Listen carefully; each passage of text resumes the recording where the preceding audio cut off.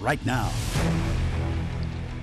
After an off day, the Orioles are back home to face another winning team. Another pivotal series at the Yard. Who would have circled this on the calendar before the season? The Pittsburgh Pirates and the O's in a rematch of the 71 and 79 World Series here at Camden Yards. Good evening to you. We hope you're enjoying the start of your weekend, and what a weekend it will be here at Oriole Park. Kevin Brown with Ben McDonald to join us momentarily. The Orioles have been obviously one of the biggest surprises, biggest stories in Major League Baseball this year, and they're right beside them, this young and exciting Pittsburgh Pirates team. Now, they've struggled of late, but the Pirates have one of the biggest improvements in Major League Baseball, along with the Orioles. The Pirates, a last-place team last season, one of the worst in baseball. The second biggest improvement by winning percentage from last year to this, only behind Texas, and the Orioles right behind them at third. And though Pittsburgh just 1-9 in their last 10, Ben, they lead the National League Central. There are some real similarities between two teams that didn't have the highest of expectations coming into the year, but play really exciting baseball. Yeah, I mean, for the Pirates, what a turnaround it's been. I mean, they've lost 100 games or more in each of the last two seasons, and yet they sit at the top of the National League Central right now. I think there are a lot of similarities. I think they're young. They're hungry like the Orioles are. It's a young nucleus of players, and one of their top players, Cruz, is out for a while, but yet they still continue to win. Now, as you mentioned, been a little bit rough for them as of late. They've dropped 9 of their last 10. For the Orioles, they just keep on winning. I mean, they've won their nice series now, 9 out of 12 victories for the Orioles. Another team that's the third best team in the National League they'll play here. Orioles just, had 6 games against Atlanta and Tampa Bay and performed very, very well. So hopefully they can keep the momentum going. Kyle Bradish on the mound. The O's try to get to 12-1 in series openers next. Today we're on the right side. We got each other now. We go such a long way. Feet off the ground. We gonna shine so bright. We gonna shine so bright. We gonna shine so bright. We gonna shine. We gonna shine. On this Friday, May the 12th, from Camden Yards, and the Orioles have taken the field for game 38 of 162 to face the 21-17 Pittsburgh Pirates. Good to see Andrew McCutchen back in a Pirates uniform. He returns to the team where he won a National League MVP, and he's had a very good year, the 36-year-old. Carlos Santana behind him at 37. A few kids in the lineup, though. Brian Hayes, Jack Sawinski, Brian Reynolds among the notable Pirates this season, for a Pittsburgh team that is a half game ahead of Milwaukee in the National League Central. And that team will take their swings against 26-year-old Kyle Bradish, making his 6th start of the year. See the record 1-1, 5.59 ERA. Had a rough start against the Red Sox 3 starts ago, gave up 7 in just 2 2/3, but has been pretty good his last 2. Gave up 3 against Detroit, and then against the Braves, one of the top hitting teams around his last time out. Gave up 3 runs in 5 innings and struck out 4. So certainly some signs of coming around and being the Kyle Bradish that we saw toward the end of the season last year. This is StatCast powered by Google Cloud, and we'll take a look at Kyle Bradish's pitch arsenal. 4-seam fastball, about 34% of the time. You add the sinker to that, 14% of the time. So about 48% fastballs. Then there's the slider, the curveball, and the changeup. The slider is typically the best pitch for Kyle Bradish. Opponents hitting .208 off of that pitch. Third straight game, Bradish makes his first career start against an organization. Detroit, Atlanta, and now Pittsburgh for the first time. The Pirates tied for 12th in baseball, 4.5 runs per game. The Orioles have jumped up to 16th in ERA at 4.24. Not too long ago, they were well at the bottom of the league in that category. Brian Hayes leads off the game by taking ball 1, and Kyle Bradish seemed to have an awkward release off the mound there. Look back at the rubber, digs in to make sure he's got his footing on a 7:06 first pitch. 82-degree night, Friday, May the 12th. See if this release is cleaner. Now he buries it. 2-0 for Hayes. 26-year-old third baseman. He is a defensive wizard, Hayes. Only a .309 on base, below league average hitter at the plate. That fastball fades, and Bradish has missed with the first 3. Yeah, command this year for Bradish not quite as sharp as what it was last year. 9 walks in 19 2/3, but that doesn't tell the whole story. He's pitched behind a little bit more than he would like to in the count so far this year. There you go. You'll see Kyle Bradish's fastball. It's got some that four-seamer's got a little natural cut to it. It'll kind of go slightly right to left. Now he will use the two-seam fastball, as we showed you, about 14% of the time, and that one will go more left to right, down and into the right-handers. That's the two-seamer, and that is a walk to Hayes. Pirates leadoff hitter is aboard to start the series. Here's the Oriole defense behind Kyle Bradish. Hayes back out in left. Mullins in his usual spot. Kyle Stowers gets the start over in right field. Your double play combination. Mateo and Frazier up the middle. Gunnar Henderson over at third. Mountcastle at first, and Adley Rutschman back behind home plate for the Orioles. And there is 21-year-old Gunnar Henderson, whose defense really in the last 2 or 3 series is really starting to take shape. And he's going to get to play there more often now with Ramon Urias out with a hamstring issue. Brandon Hyde did say that Urias is progressing quite nicely. It should be a 2 to 3 week injury, but Henderson figures to be the everyday third baseman until then. His 21st start at third this year. Brian Reynolds, the Pittsburgh batter, and Reynolds looks at a strike. 0-2. This is a Pirates team that will run, and every one of them. It's very rare you look down your lineup card and you see it. Everyone with at least one stolen base for the Pirates. That doesn't happen very often. They lead Major League Baseball with 48 stolen bases, and they will put players in motion, every one of them. Just saw the manager Derek Shelton. Hayes fakes a steal, and Bradish goes way up the ladder to strike out Brian Reynolds. A walk and a punch out to begin the night for Kyle. Kyle Bradish can do this. When he gets ahead, he likes that four-seam fastball just about letter high. And I don't know if you can do it any better than that. Right towards the top, right where Adley Rutschman wanted it. Says right-hander, give it to me up high, and that's exactly where it's delivered. So 1 on 1 out. Here is Andrew McCutchen. What a homecoming story this has been. 36 years old, seemingly on the downslope of his career, and yet an .857 OPS, 7 homers, 20 walks, leading the team in both of those categories. Yeah, what, 15th season in the big leagues for McCutchen? First round pick way back in 2005. 11th overall by the Pirates. There's Ke'Bryan Hayes. See his steal attempts. And the Pirates will get thrown out a lot too. They're going to run a lot, but they're going to get thrown out a lot too. But they have struggled to score runs the last 10 games. 3 runs or fewer in each of their last 10 games. So they may even be a little more aggressive on the bases trying to manufacture stuff.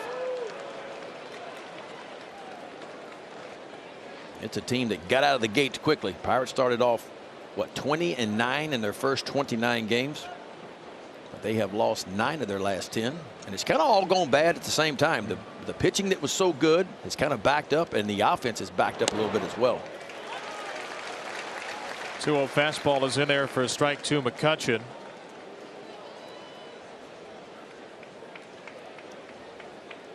Pirates steal a lot of bases, walk a lot. Tied for 19th in the majors in home runs.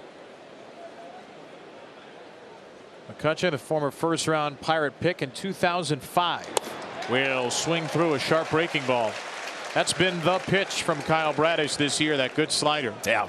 Both his breaking balls were really good last year, both the curveball and the slider. Slider's been the better of the two so far this year.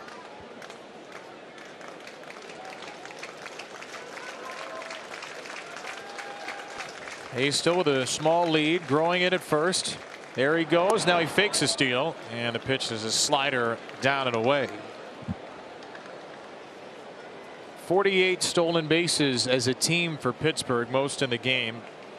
Been caught 15 times, most in the game, so 76% success rate.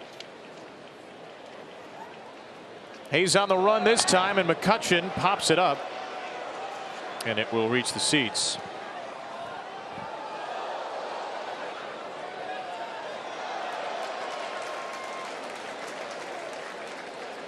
Orioles 24-13 coming into today's game, and 11-5 here at Camden Yards. This is game 4 of 10 in this homestand. Took 2 at 3 with Tampa, 3 with Pittsburgh, and then the Angels will come to town. Another exciting matchup here with the first place team as Bradish checks on first. That's his second disengagement in the sequence. So if he throws over again, he'd have to get Hayes, or else Hayes would advance on a balk. Hayes should take a pretty big lead here, and he has a great jump, and he's going to steal this base easily, but it's a strikeout of McCutchen. So the Pirates get the base, but the Orioles get the out. Yeah, the Pirates now are their 49th stolen base of the year. Andrew McCutchen. It almost looked like a backdoor two-seamer. You see that ball come left to right? Watch this jump by Hayes. He knows that he's got the advantage after 2 disengagements, and he gets a little bit of an early start and no chance for Rutschman.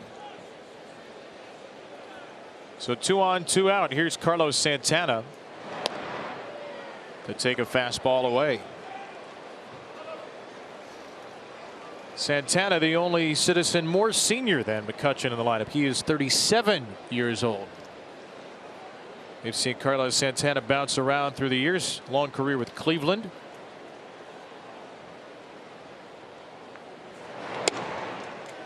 And Santana's really struggled of late. On the whole, has been about a league average hitter this year, and 20 RBIs, 11 doubles. Second best marks on the Pirates. Pretty good in these situations. And what is Santana doing with 4 stolen bases? Isn't that amazing? 37 years. Isn't that amazing?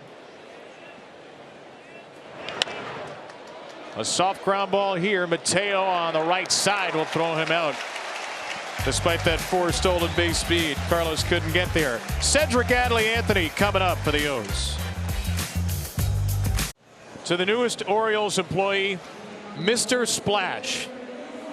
Mr. Splash, our chief hydration officer, is out there in the brand new section known as the Bird Bath. It's not a new section, but it's got a new purpose. Section 86 out in left center. Ready to lead the sprinkler after every extra base hit because of the Orioles Waterworks display this year. So if the Orioles double, triple, or homer tonight, we're going to show you the Bird Bath. This is the first game it's in use, and the fans in that section will be sprayed as the Orioles put on their sprinkler show in the dugout. Cedric Mullins has the first chance to do it against the Pirates starter Johan Oviedo. Oviedo making his 8th start of the year. ERA a little bit elevated. Boy, he has had some troubles in the first inning. Mullins skies one in the air to center, and Oviedo will get a first inning out here to Jack Sawinski. Orioles 6th highest scoring team in Major League Baseball. 5.2 runs per game. Anthony Santander, the most hits in May of any major leaguer. Ryan Mountcastle, top 7 in the American League in extra base hits and home runs behind him. And Austin Hayes off a 2-hit night with an RBI in the Orioles' 2-1 win Wednesday. The lineup looks familiar. It is. It's the same exact lineup with one exception as Wednesday night. The only change, Stowers batting 9th instead of O'Hearn. It is, however, the exact same lineup as it was on Tuesday in the Orioles' 4-2 win. Adley Rutschman will take a breaking ball for a called strike. Oviedo's had his troubles in the first inning. 11 runs he has allowed in the first inning. He's got an ERA above 14 in the first, but after that it becomes about a 3.5 ERA. So he's one of those guys you got to get early if you're going to get him. Backed up his curveball with a slider, Oviedo, who came to the Pirates last August in a deadline deal with the Cardinals. Jose Quintana, Chris Stratton went to St. Louis. Oviedo was reliever, long man, spot starter, and he's had a good year if you take out that first inning. But encouraging signs for him on the whole. Rutschman through the middle. There's a base hit. Adley squeezes it in between the shortstop and the second baseman. The Orioles' first base runner will turn on the faucets. We'll take a look at Oviedo's pitch arsenal. Likes his slider 41% of the time. There's a 4-seamer about 34% of the time. And your curveball, changeup. He'll throw occasional sinker about 1% of the time. So about 35% fastballs. The most used pitch is that slider. And the curveball is his best pitch opponent batting average. Here is the red hot Santander to see a slider low.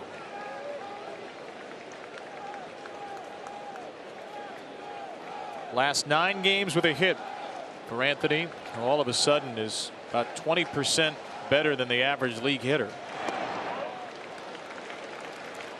12 doubles. That's tied for 4th in the American League. The 5 home runs. 3 of them have come during this 9-game hit streak. Yeah, it just feels like he's become more patiently aggressive. He doesn't appear to be chasing nearly as many balls as he was, say, 3 weeks ago.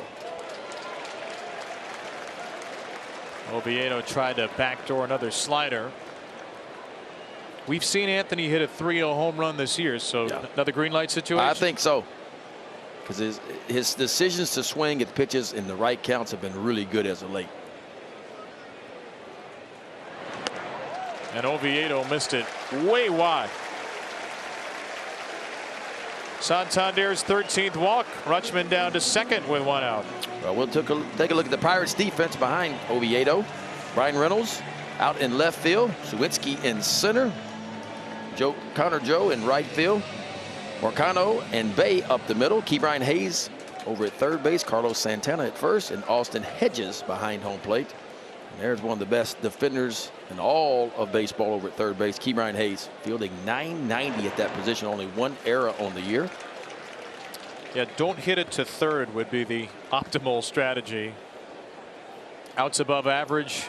Baseball savant metric. He is the 3rd best defender in baseball, +6 compared to the average third baseman. Great hands, great footwork. Ryan Mountcastle sends one out of play.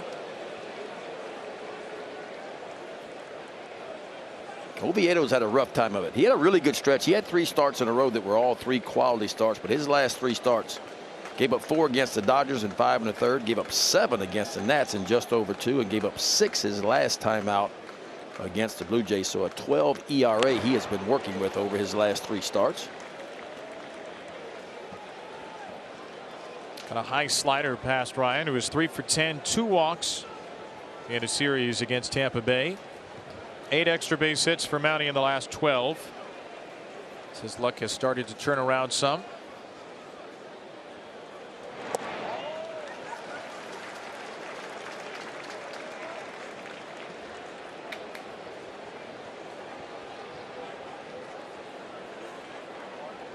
Mountcastle, one of only 3 right-handed batters against Oviedo today.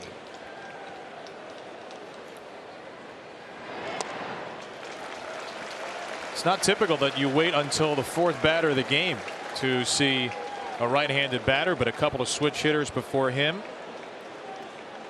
Orioles have 2 switch hitters in the lineup for lefties. They continue to find a whole lot of platoon advantages. On 3-2, Ryan takes a high curveball down the third base line, and Hayes will make the play. That's probably harder than he made it look. You want to talk about a big league pop-up. I mean, this thing hung up forever. Ke'Bryan Hayes, couple checks to the wall. He can field the track with his feet and easily makes that play. This is a good young nucleus on the field. Hayes 26, Morcano at shortstop only 23, Bay at second 23 years old, Sawinski at center 24, of course Brian Reynolds 28 years old out in left field. So a good nucleus, a good young nucleus for the Pirates. And now the former Pirate Adam Frazier takes a slow curve for a strike. Yeah, James Hoy, the home plate umpire, giving a little bit extra on the outside part so far.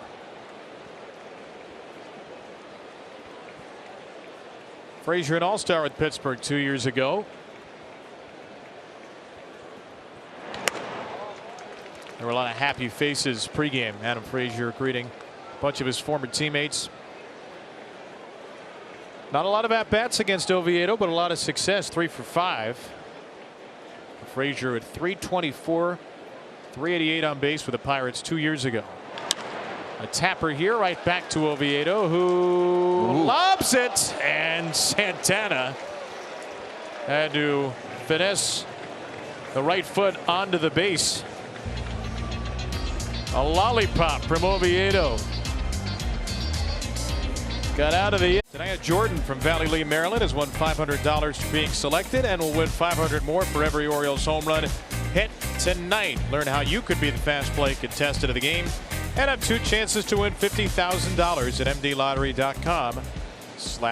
home run.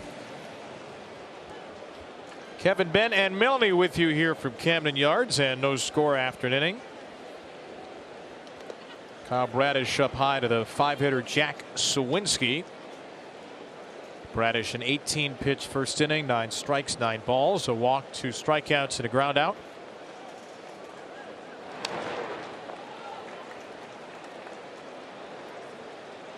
One of the young players that got Pittsburgh off to such a great start, Sawinski. Average is low, but 12 of his 21 hits for extra bases. Lot of power. Though he has struggled of late. Yeah, he's 2 for his 27. And it's weird that a team that really started off swinging it well and pitching very well, it kind of both went south on the Pirates at the same time. ERAs jumped up. They've been in a funk offensively, coming off a very tough homestand too. They went 1-5, got swept by the Blue Jays, beat the Rockies once.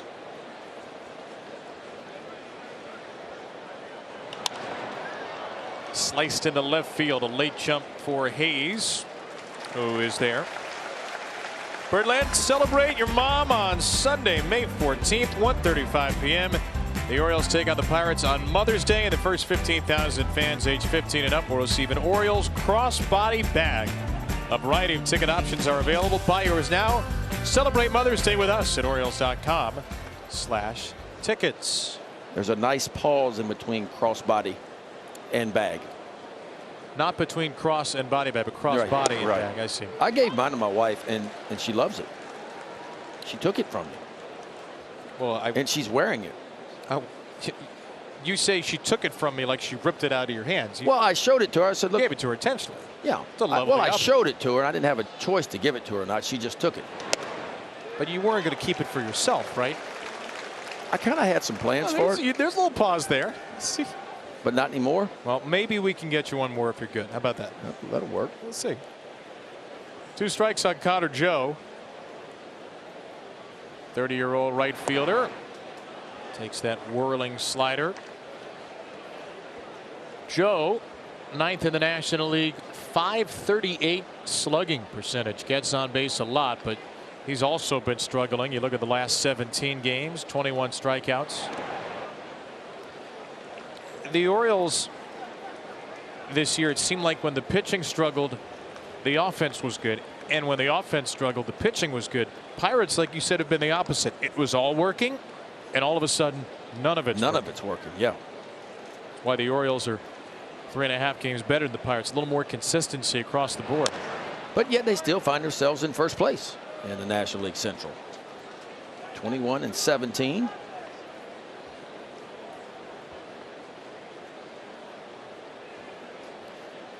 Brewers are a half game in back of Pittsburgh, and the Cubs lingering as well, just 2.5 back. Cincinnati 4.5 behind, and the big surprise, St. Louis 8 games back, 13-25.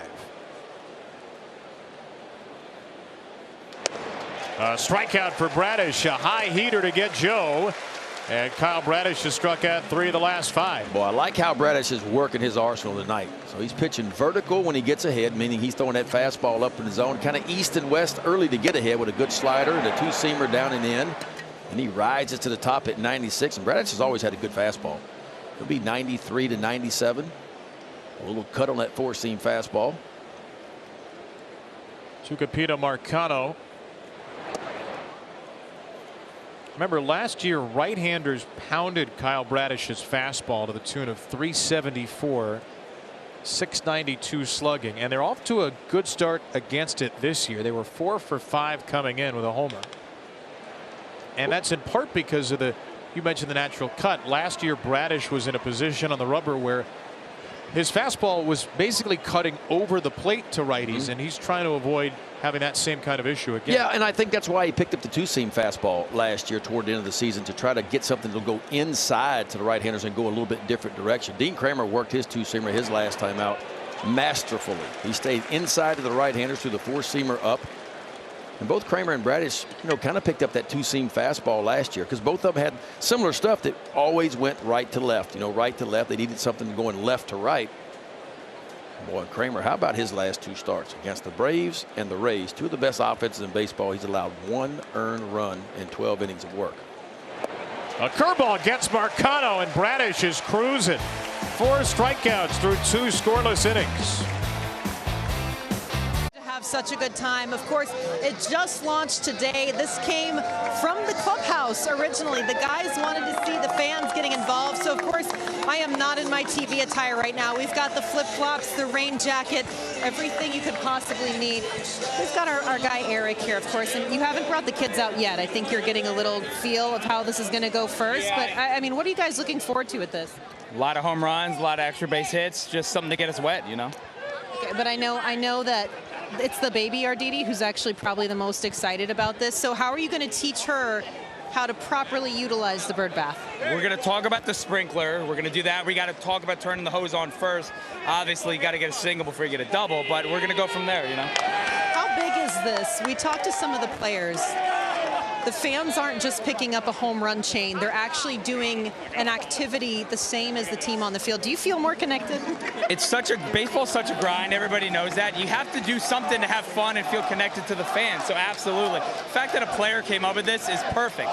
It's the perfect thing to connect the dugout to the guys running to the fans. So yes, absolutely. Have you guys thought of a triple celebration yet?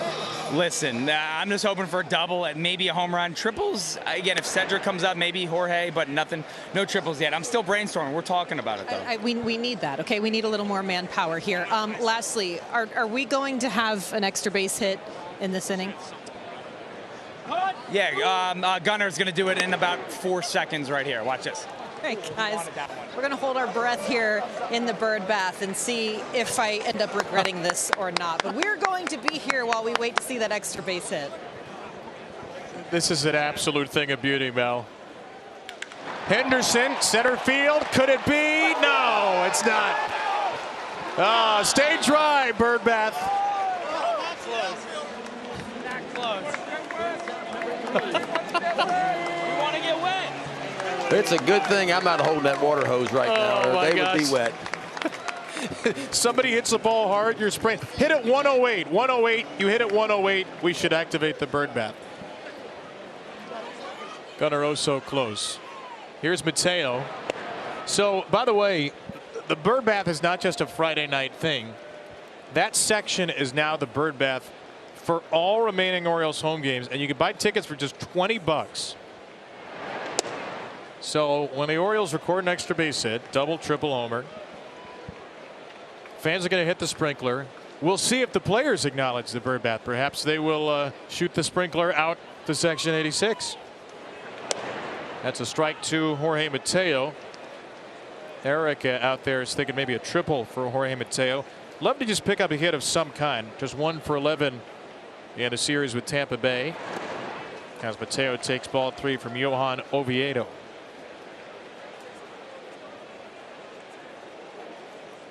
It's cooled down a bit after that blistering start, Jorge.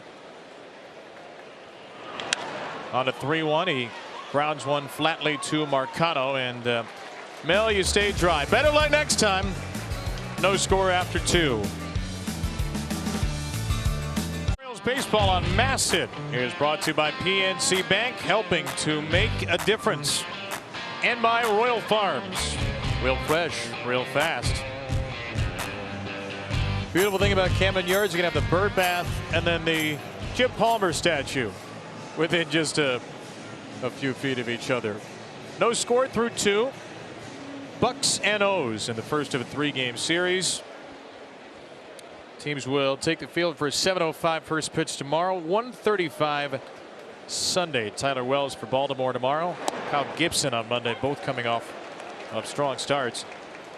Really every Orioles pitcher is coming off of a strong start here. This rotation in the last 6 games has been terrific. Bradish superb so far tonight. Retired 6 in a row after leadoff walk as he works on Ji-Hwan Bae. Well, that rotation heated up exactly when it needed to for the Orioles. You mentioned those 6 starts. The Orioles are pitching to a 2.4 ERA. The pitchers are during that, or starting pitchers rather, during that time. Strike on the swing to Bae. 5'11", 169-pound, 23-year-old, South Korea. Big league debut in September last year. His 5th year in the Pirates organization. And a chopper from Bay who can run well, and Mateo, because of the hesitation, couldn't get him. So Bay is aboard to start the Pittsburgh 3rd. Yeah, ball would hit very hard, and you see a little bit of trouble from glove right there to the throwing hand. That was just enough. Ji-hwan Bae can pick him up and put him down. One of the fastest guys in baseball. That'll go down as a base hit. Bay's got 14 stolen bases on the year.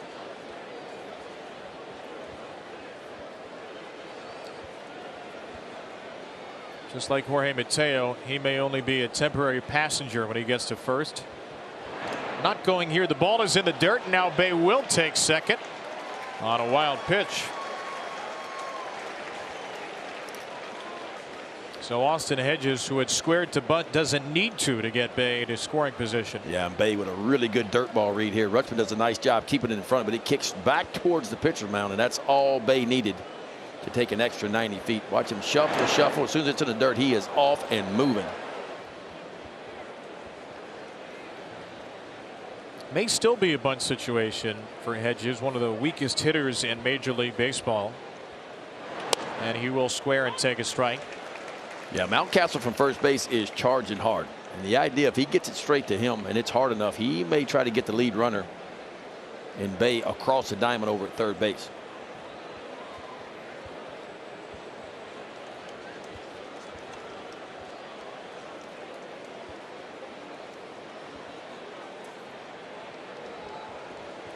James Hoy, the crew chief, has the plate tonight. Our 4-man umpiring crew, along with DJ Rayburn, who says 1 disengagement.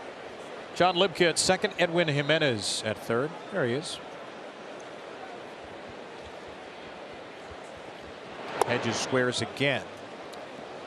Austin Hedges, a 143 hitter, 8-for-56, 2 doubles, no homers, 5 walks, but he is a big leaguer because he's a great defensive catcher, very highly regarded as a game caller. Highly regarded as a pitch blocker, though he doesn't have a very good arm. He's only caught 1 of 20 opposing base stealers, so Pirates like Hedges' leadership, but they love a little bit more in terms of apprehending base stealers and a little bit more at the plate as well. Yeah, he's ranked 6th in blocking balls in all of Major League Baseball. That's how good he is behind the plate.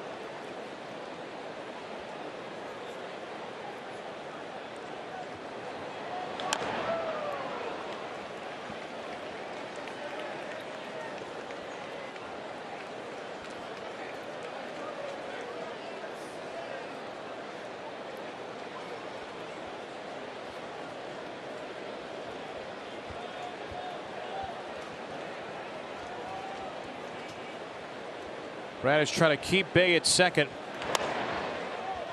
And Bay's going to go to third on that slowly hit ground ball. 6-3 ground out for the first out. With Orioles online auctions, you can score exclusive Orioles items like Gunnar Henderson's first Camden Yards home run jersey and a pitching rubber from Grayson Rodriguez's Camden Yards debut, among other items. All items available now, but don't wait. Bidding closes this Sunday at 10. Net proceeds benefit the Orioles Charitable Foundation. And bid now at Orioles.com/auction. Infield is pitched in for Ke'Bryan Hayes, who takes a curveball high. So the Orioles will try to cut down the run here in the 3rd inning. Hayes has had very little success in these spots. It's a .309 on base percentage for Pittsburgh's leadoff hitter. Yeah, even with the struggles lately by the Pirates with runners in scoring position, they are still ranked 3rd in baseball. Runners in scoring position. They're hitting .277, only behind the Rangers and the Red Sox in that department.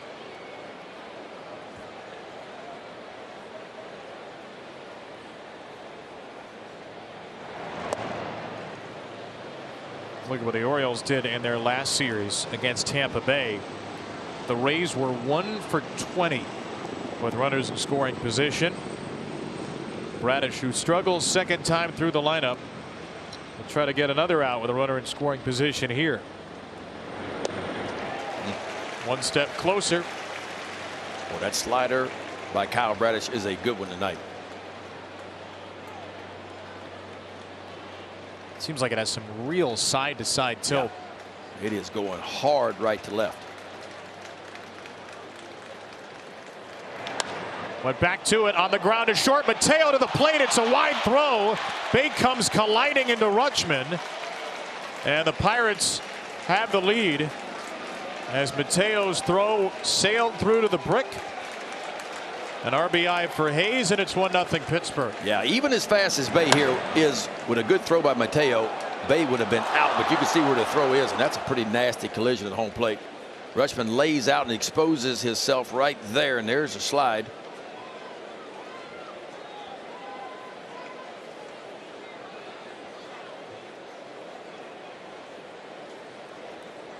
So it'll be a fielder's choice in an E6. Hope both players are okay. Bay's going to pop down the dugout steps for a moment.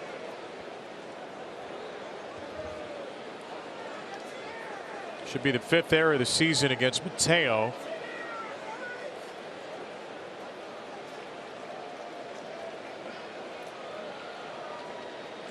And here's Brian Reynolds. Well, no, it's just a fielder's choice RBI, actually.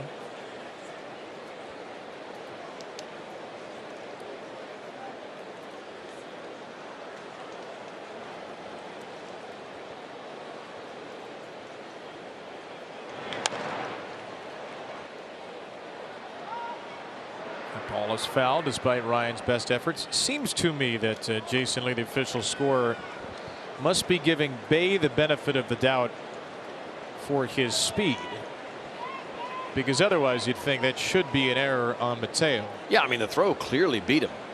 It was up the line towards third base. But that's what speed does, you know, and when you got a guy like that that can really run from third base, it just forces you to speed up your game. So Brian Reynolds struck out his first time. On the ground to second, booted by Frazier, flips to second and gets the out there.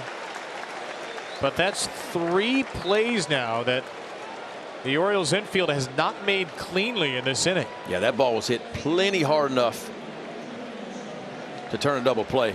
But Frazier with a nice flip and a nice job by Mateo to get the lead runner in Hayes.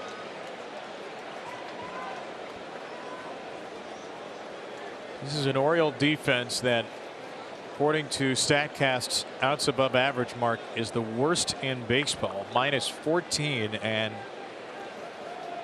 that's where some numbers like that can come in handy compared to traditional fielding percentage and errors. It's all an inexact science.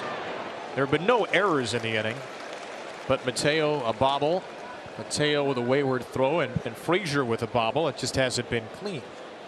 Yeah, and I feel like the defense before tonight had been ticking in the right direction for sure. And we saw against in the Royals series some outstanding plays, a couple by Mullins, one by Mountcastle, one by Henderson over at third base. Played solid defense against the Rays.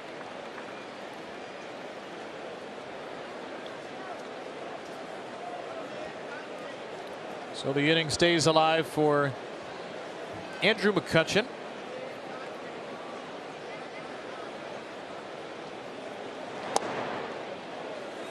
Leading sinker from Kyle Bradish a little bit low. Forces Kyle to throw extra pitches as well. He's at 21 in the inning.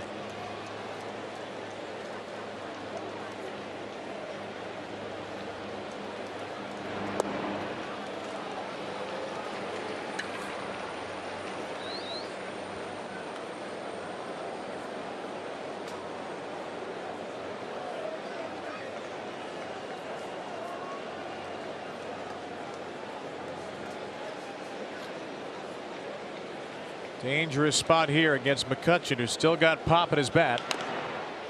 Knocks it straight into the ground. One of those really, really good careers that maybe isn't quite Hall of Fame worthy, but is going to go down in franchise history. National League MVP in 2013. From 2012 to 15, McCutchen finished third, first, third, and fifth in National League MVP voting. Reynolds will be on the run on 3-2, and McCutchen is frozen for the second time in the game. He strikes out looking. Pittsburgh takes the lead. DraftKings do ups 9-1-2 for the O's. We'll look at the live home run odds when we return. Mullins, Rutschman, Kyle Stowers with the best odds to hit a home run here at +750. Interesting.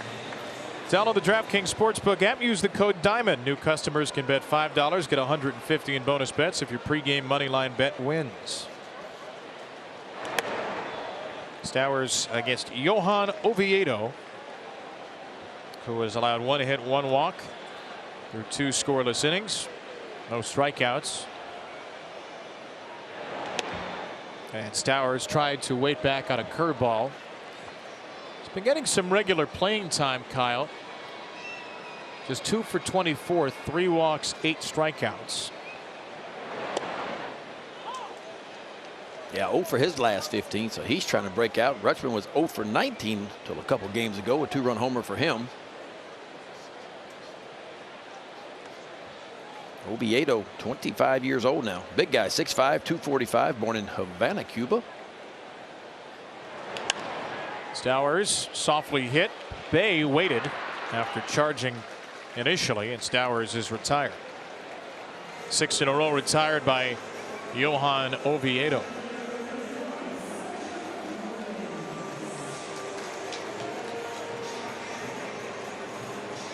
Was a reliever with the Cardinals before that Jose Quintana trade last year. The Pirates thought he would play better as a starter.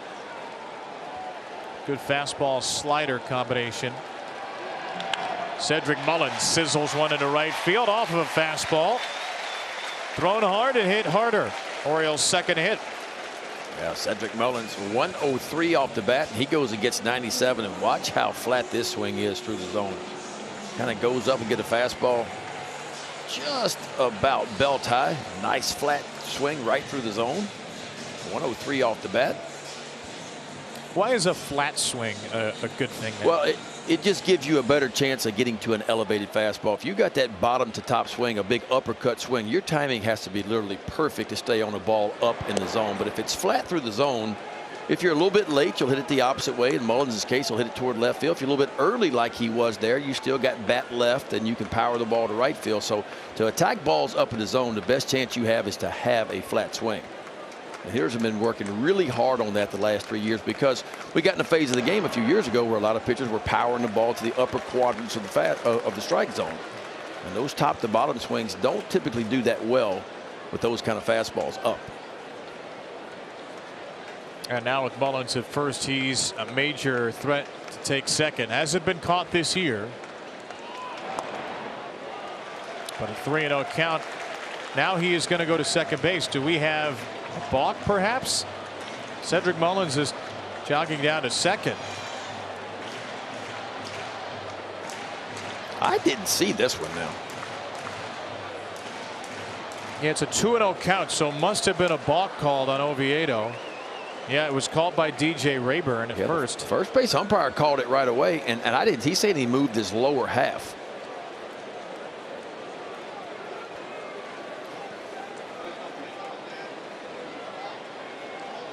So still 2-0. Nullify the pitch because of the balk. And Rutschman takes a strike.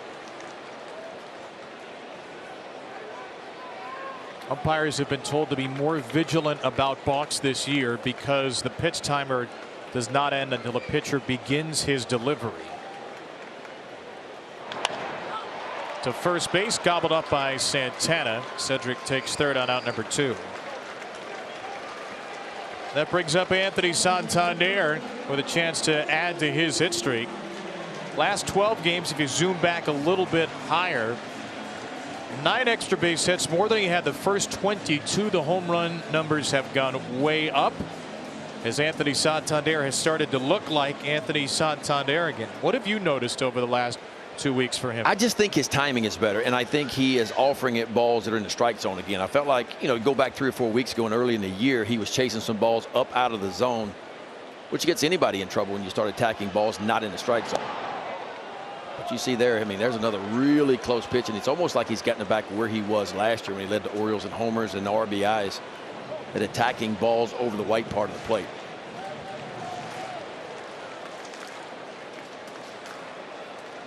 Anthony with a first inning walk. And he has now seen 6 pitches all out of the strike zone.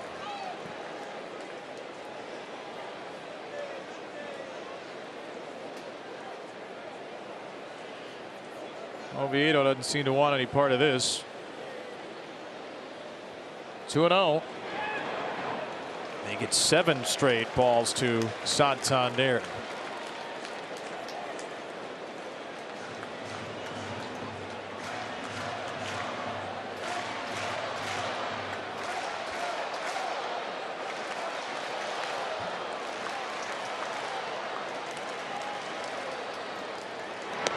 They get 8. 2 walks for Santander in the game, and runners are at the corners for Ryan Mountcastle. Yeah, Oviedo wanted nothing to do with Anthony Santander with first base open. He would rather face the right-hander and Ryan Mountcastle.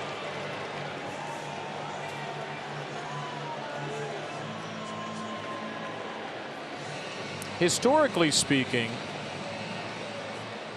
lefties and righties hit Oviedo about as well. And that's changed this year, though, and this is a better matchup for him, he must think.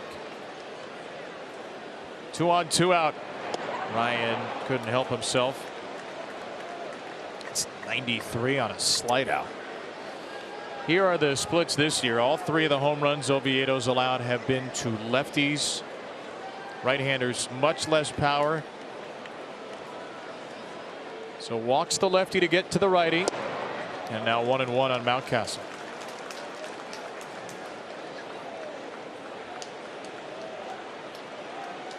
Orioles were just 3 for 24 runners in scoring position against Tampa Bay. You go back to the Atlanta series. The last 5 games, they're 5 for 47.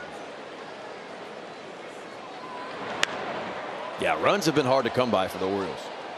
You talk about those last 5 games, the Orioles have scored a total of 12 runs in the last 5 games.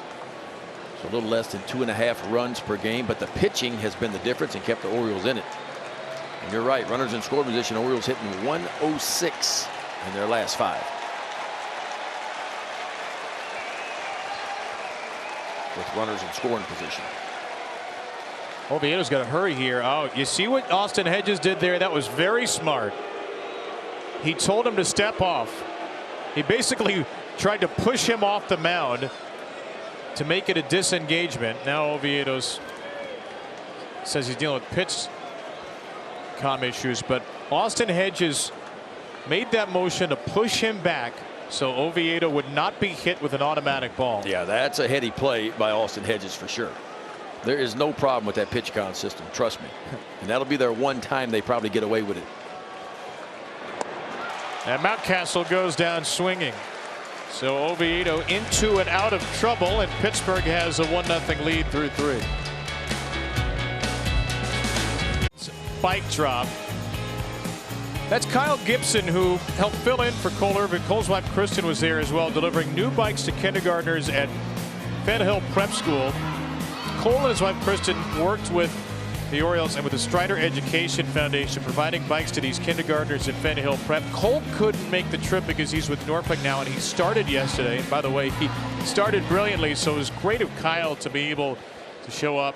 New bikes, new helmets. Teachers got training to help teach the kids how to ride their new bikes. Now, only 1/4 of inner city children ever learn how to ride a bike, which means Thursday marked the first time about 3/4 of the class ever rode a bike. This is a national movement, all kids bike.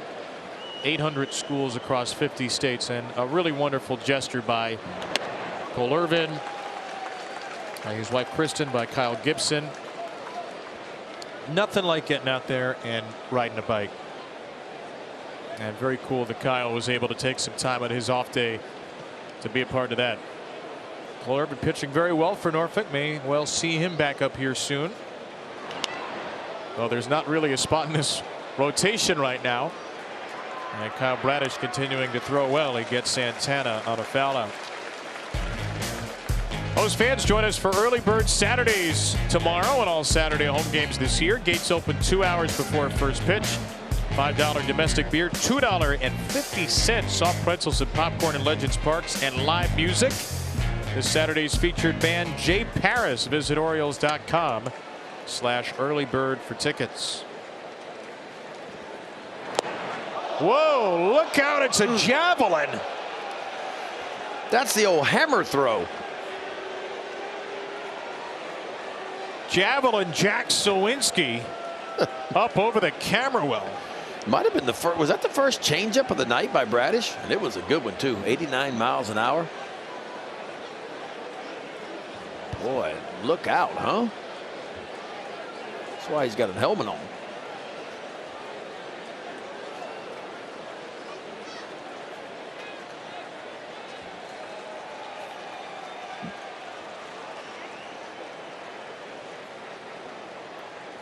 So Bradish jumps ahead violently, 0-1. A lot of fastballs so far tonight for Kyle Bradish, and you notice the average miles per hour. Just about every pitch is up around a mile an hour from his season average. Well, Kramer had his best fastball his last time out too, and you see what he's doing. He's throwing more two-seamers, almost 10% more two-seamers as Bradish than he has all year long. He's doing a good job working that two-seamer down and away to the lefties, down and in to the righties. When he gets ahead, he's taking the four-seamer, going up in the zone, and the slider's been a really good pitch so far as well. To the right side, that sneaks through. Mountcastle was headed for it and then decided to go back to first. And Sawinski finds a hole for Pittsburgh's second hit.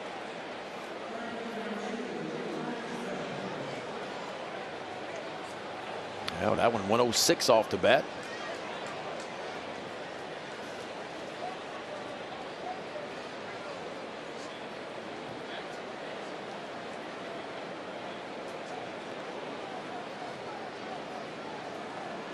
Here's Connor Joe. Struck out his first time. That's the slider from Bradish. We're starting to see the slider become a greater part of the game plan, where in the first couple of starts this year he threw about twice as many curveballs. Now he's throwing more sliders than curves as he did a year ago. That's another slider. And it is into right for Stowers. Yeah, that's a pretty good combination he's got going right now. Two-seamer down and in, sliders down and away. Why do you like that combination for him so much? I think it's important, just like it was for Dean Kramer in his last start against the Rays. I mean, you got to make big league hitters respect the ball on the inside part of the plate, especially when you're facing a right-handed pitcher facing a right-handed batter. And if not, kind of what you talked about earlier, is players start to lean out over the plate a little bit on you. So if you can make him conscious of the ball in, it only opens up the outside part of the plate to either his changeup or his breaking balls. Start a first pitch strike now to the last 5 hitters. That one for Tucupita Marcano.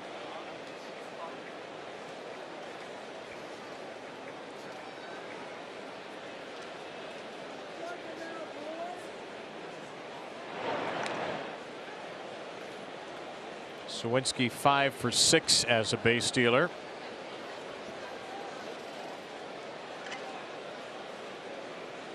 Two of the top 4 teams in steals in the league. The Orioles tied for 3rd. And then the Pirates first in total stolen bases. It's grounded foul off of Marcano. Something that Pittsburgh worked on a lot in spring training. They felt like they were one of the teams most well equipped to take advantage of the new disengagement limits and the new bigger bases. Yeah, because they wasn't that team last year. I mean, the Pirates only stole 89 bases last year, which put them 8th best in the National League alone. But this year, number 1 in baseball, already with 49 on the year.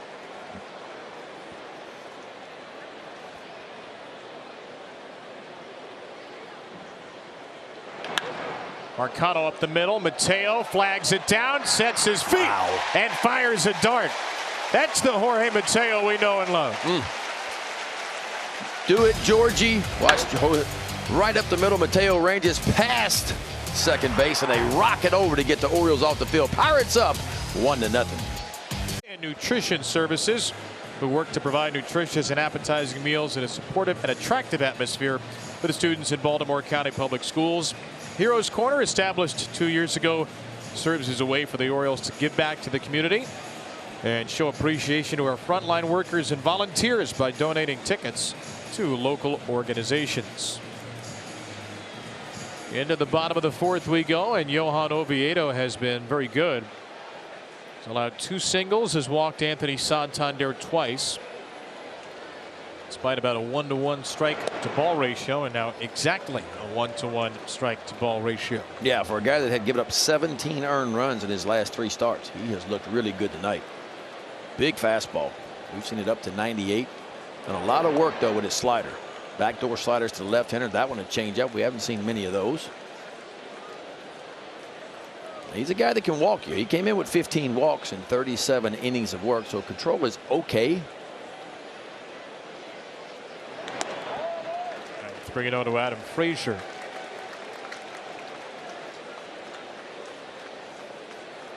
Austin Hayes, Gunnar Henderson. Next up, 5, 6, 7 in the fourth.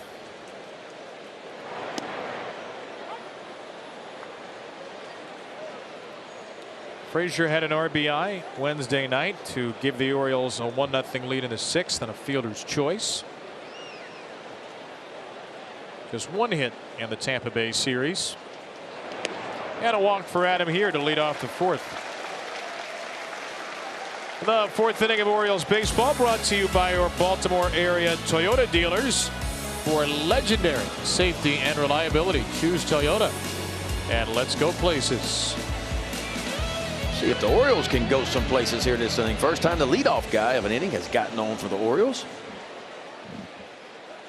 I'm ready to see the folks get wet out there in left center field. Yeah, we need the bird bath to get activated. Only a couple of singles. Strike 1 to Hayes. Hayes had the best series of any Oriole against the Rays those last 3 games. He went 5 for 12, couple of RBIs. You know, he may not admit it, but I think he's starting to like that one batting glove. Yeah. Yeah, he keeps hitting it like he's hitting it right now. It may not come off. And that one was hit pretty well, but Sawinski positioned perfectly the other way. Yeah, above average, 102 off the bat, unfortunately. Right to Sawinski out in center field. So Austin Hayes continues to sting it hard. Ryan Fuller, Matt Borkschulte say good job as Austin walks by. They will happily take that approach. Their goal is a ball hit between about 5 and 35 degrees launch angle at 95 miles an hour or up. That's very specific. Basically, that means hard ground ball, line drive, or a low fly ball. That was a 17-degree launch angle right in the middle. It was hit at 102. So you hit it that hard, most places in the park, it's probably a double. Yeah, and look, they work on it in batting practice. There's an iPad out there, and it flashes on the big screen for batting practice. It tells you the exit velocity off the bat. It tells you the launch angle, so they can hit a ball and instantly see how hard it came off the bat and what angle it came off the bat.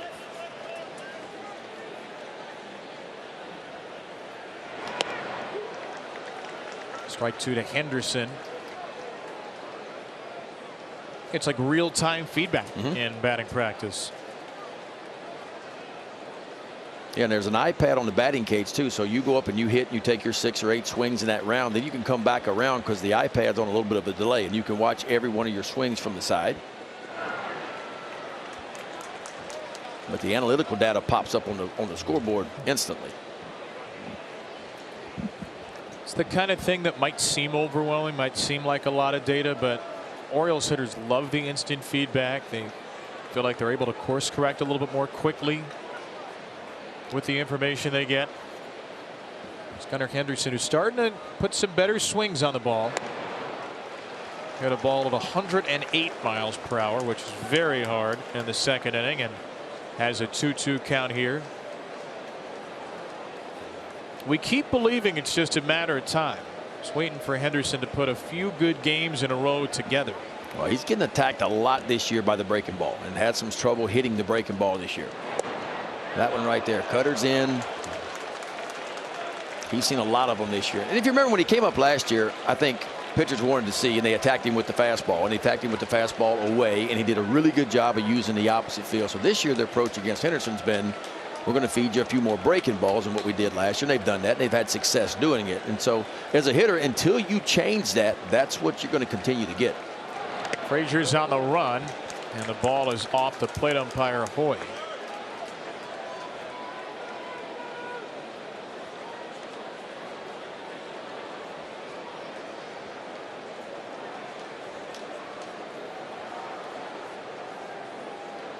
Austin Hedges is trying to stick the earpiece back in. Part of the PitchCom receiver.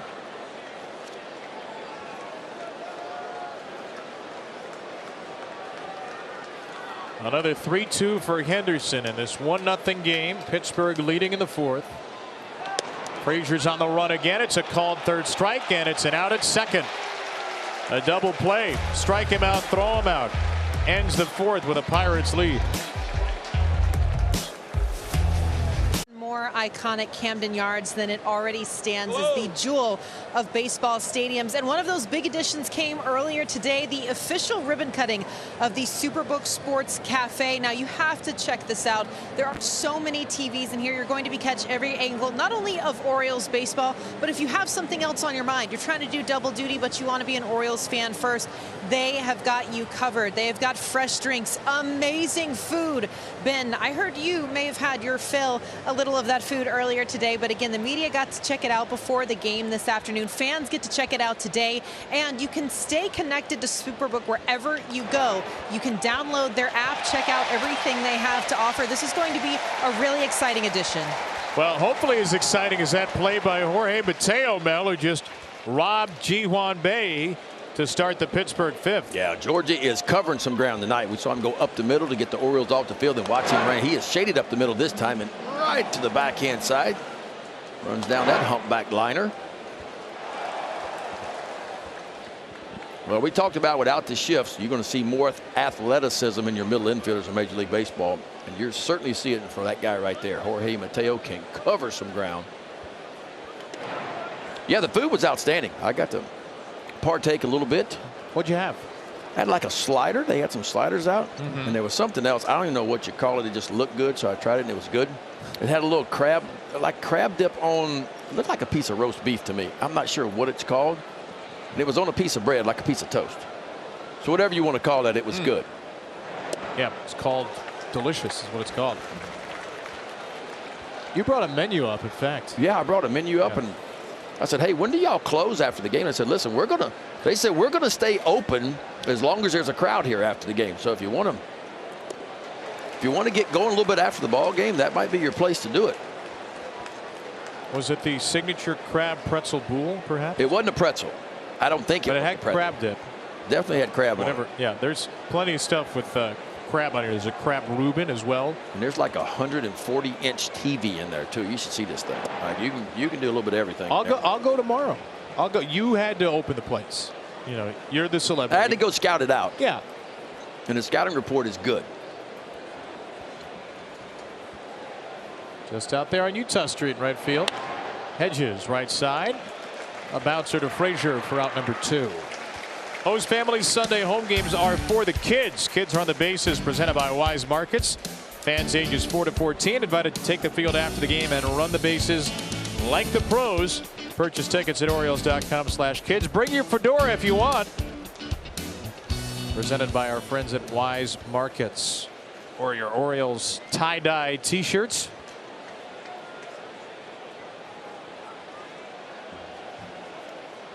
Those kids are ready for a foul ball.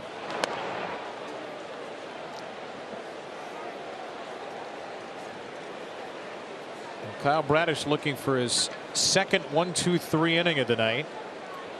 Facing Key Brian Hayes. We do have a scoring change, by the way. Hayes has lost the RBI. It's just a fielder's choice and there is an E6 assessed to Mateo on the throw home. So it'll be an unearned run against Kyle Bradish then. And there will be nothing against Kyle Bradish in this 5th inning. Mateo, Stowers, Mullins trying to get the Orioles on the board. Moment. We've got the bird bath going in section 86 today. The waterworks began out there what is now known as the bird bath. April 10th, Ryan Mountcastle was the first to take a drink from the Homer hose, designed by Cole Irvin and Keegan Aiken. Adley Rutschman and Austin Hayes would follow. We were left wondering, what is that thing? We found out it was the Homer hose. And now Look, they got goggles on out there. Yeah, they are ready. The section where Mountie hit that first home run, section 86. It's now known as the bird bath. It's sold out tonight. And there's Mr. Splash, our chief hydration officer. My man's got floaties on. That's the official bird bath cam. There it is. Snorkel. It's got the flamingo. Somebody please get an extra base hit. We need it. Mateo 2-1. We were in Kansas City a couple of weeks ago, and every time Vinny Pasquantino gets a hit, somebody in a Sasquatch costume just appears out of nowhere on a deck in left field and then disappears the rest of the game. I still don't know where he comes from. Right. And I don't know where he goes. So Mr. Splash has to be a lot more visible. That ball is caught by Marcano. I'm just saying, you know, the Sasquatch might be a hard job, but Mr. Splash is out there working. He's with the people. He's going to be there for all 9 innings, every game. He's got the snorkel. He's ready to go. He's got the double goggles. He looks absolutely insane and wonderful. He is locked in.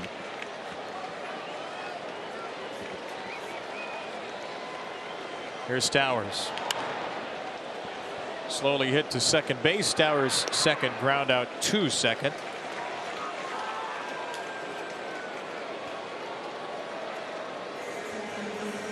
Maybe Johan Oviedo took the bird bath personally because he's not giving the Orioles much of anything.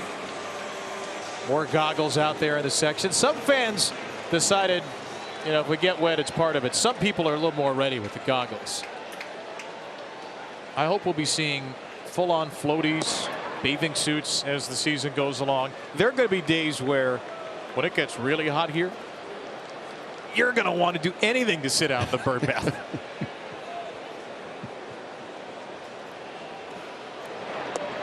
1-1 for Cedric Mullins.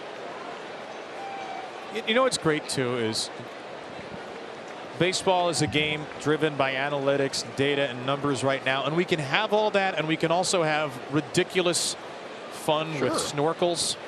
Like, it is a kid's game, and you have to put in the work to get here, and there is a lot that goes into it. We find that information all really interesting, but sometimes you just sit back and you see a bunch of 20 and 30-year-olds, people like Kyle Gibson, who's 35 years old and a father of 4, just unable to spit water out of their mouth for 5 minutes, acting like teenagers. And it's awesome.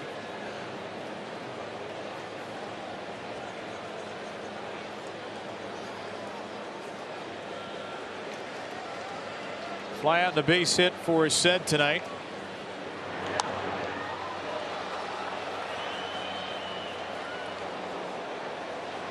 What do you think has made Oviedo so effective? You know what he's been able to do? One thing I've noticed, he's been able to land that slider just about any time he's wanted to. So he's been behind the count a good bit. 1-0, 2-0.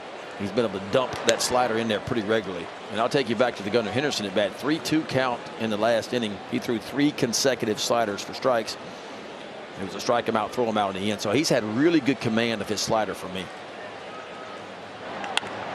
Mullins, right center field. That ball's up the alley. That ball is going to be extra bases, maybe 3. Cedric loses the helmet. He's going to go to third, and he's in there. Let's get wet. There we go. The bird bath is alive.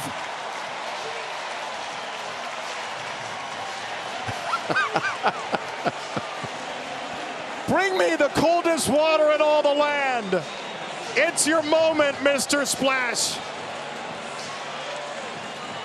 Well, we were just talking about that breaking ball. Oviedo. Now he likes to throw it behind in the count a little bit, and Cedric Mullins got a backdoor slider on that one. Oh, it's beautiful. Here's Adley. Watch Cedric Mullins go get this backdoor slider. You see it kind of working its way back. He just goes out and hooks this ball.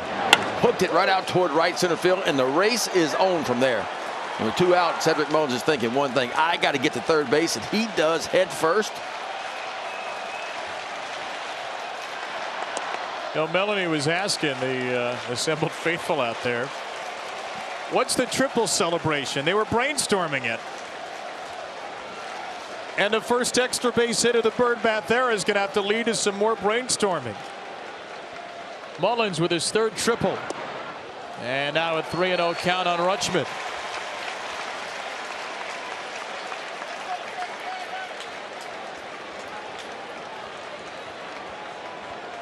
Green light here. I think so.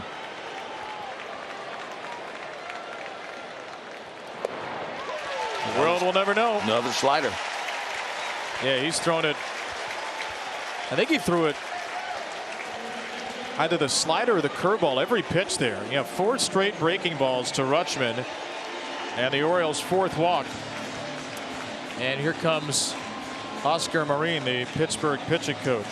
Oviedo now at 76 pitches. Starting to get some movement in that Pirates bullpen. Nobody throwing yet.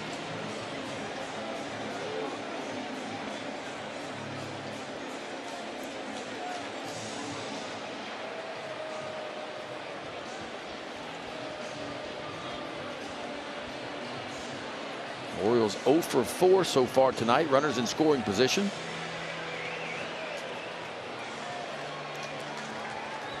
Now, remember, the Pirates have not given Anthony Santander anything to hit.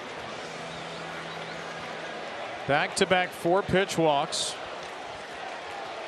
There is a base open technically, though not a traditional open base as you'd think of it. Yeah, it's about time for Tony to sit on that pitch right there, the slider, because that is all Oviedo has been throwing. So if he's going to throw it there 0-1, you're sitting on it again? I think so, until you get to 2 strikes, because it has been the pitch of choice for him as of late.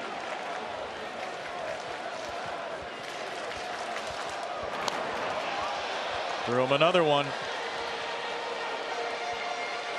The last 7 pitches Oviedo's thrown in the game, and 10 of the last 11 have been breaking balls. Most of those sliders with a couple of curves mixed in. Now with 2 strikes, all bets are off, because Oviedo's got a big fastball up to 98 tonight. Hedges wants it high. It was a fastball, and he got him. Oviedo's pumped up. The Orioles do not score, but they do ignite the bird bath. Oh, Cedric Mullins, a rocket out toward right center field, triple. And here comes the bird bath. Look at Mr. Splash. He's fired up. Time to get some folks wet. Activate the bird bath, but they have stranded 6 through 5. Pirates with an unearned run for a 1-0 lead. Great atmosphere at the Yard on this Friday night. It has been a party here all season, and this is only game 17 of 81 home games, 81 regular season home games. Kyle Bradish is the losing pitcher right now, but he has pitched about as well as he's pitched all year. 5 strikeouts, Ben, and he hasn't walked a batter since the leadoff man. Yeah, I mean, 78 pitches in is all he is, so he would love to get through the 6th here. Yet another solid start, a really good start for an Orioles starting pitcher. Brian Reynolds chases a slider for a strike. Reynolds, McCutchen, and Santana, Pittsburgh's 2, 3, and 4 hitters.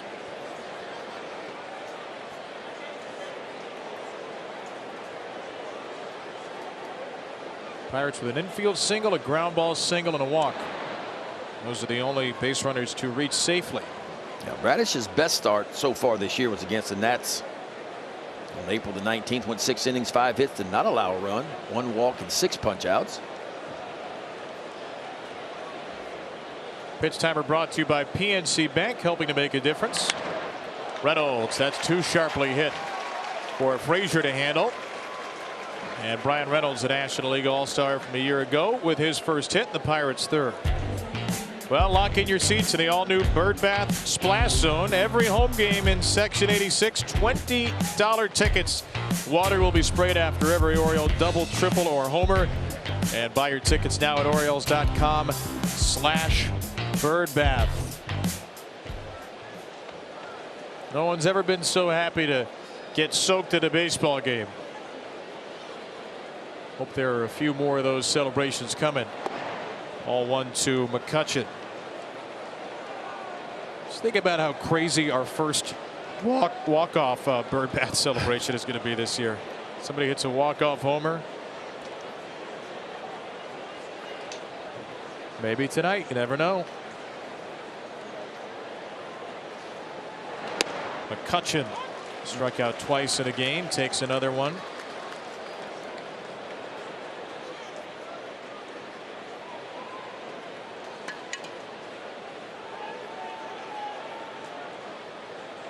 Struck out on a sinker in the first, slider in the third.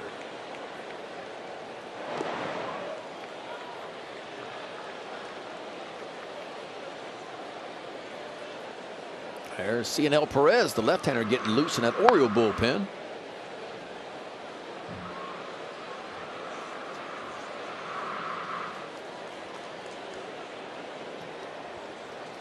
Has not thrown since Sunday in Atlanta. 4 days rest. Thanks to an off day, the Oriole bullpen is finally well rested.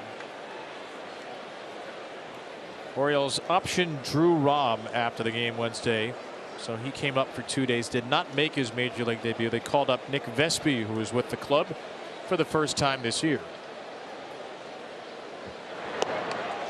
Boy, that two-seamer has some life tonight for Kyle Bradish. This is how he got strike one. This is how he gets strike two. Watch this ball go left to right. No chance for McCutchen at all. Has not been a big swing and miss pitch this year either. Sure was there. Sinker's in. This might be your slider away. Yeah, it sure was.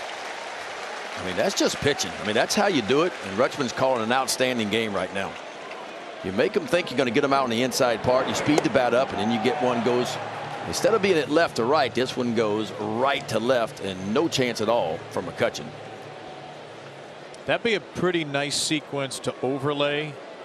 See how those balls break in opposite directions and look so similar out of the hand. And then Bradish cuts one to the outside corner against Santana. 6th start this season, only the 2nd time he's recorded an out in the 6th inning.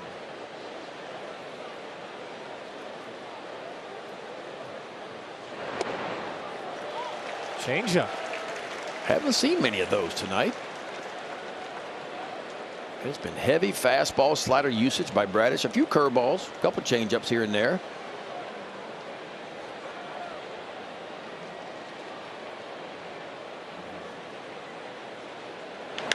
A slow ground ball, be hard to turn to. Mateo's going to do it anyway. He was right on the bag, and the Orioles are out of the 6th. 43rd double play of the year for the Orioles. That leads all of Major League Baseball. Pirates still up 1-0 as we go to the bottom of the 6th.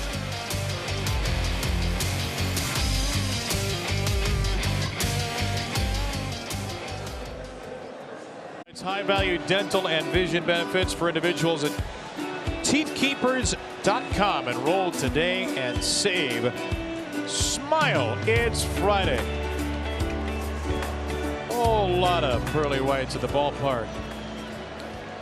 Be a lot more smiles if the Orioles can finally break through against Johan Oviedo, who has been wild at times but ultimately effective. 4 walks, only 3 strikeouts, 3 hits, and the Orioles have stranded 6. Ryan Mountcastle high in the air to right field, sending Joe into the corner, and Connor Joe slides, and it's a fair ball. He couldn't catch it, and Mounty's going to book it for 3rd. The Orioles' 2nd triple of the game. Let's fire it up again in the bird There bath. we go. Splish splash. A double triple night. I think Connor Joe thought this ball was foul when it hit, and it's hard to tell. Look, he points instead of getting up and getting it. There's your starting pitchers. And the Pirates are going to elect to use a challenge here. Well, Joe thought it was foul.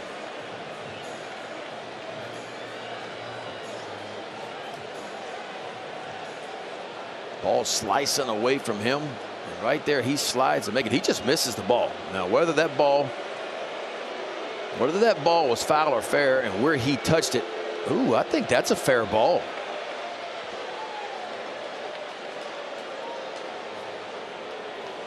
And you saw Joe point foul before actually retrieving the ball as Mountcastle never stopped running. Yeah, and this is huge here. I mean, this is the biggest play of the game so far. From this angle here, it looks like to me, now he deflected that ball. It looks like to me he touched it in fair territory. Ball hits right off the tip of his glove right there. After review, the call on the field is confirmed. The ball is fair. Pittsburgh will lose their challenge.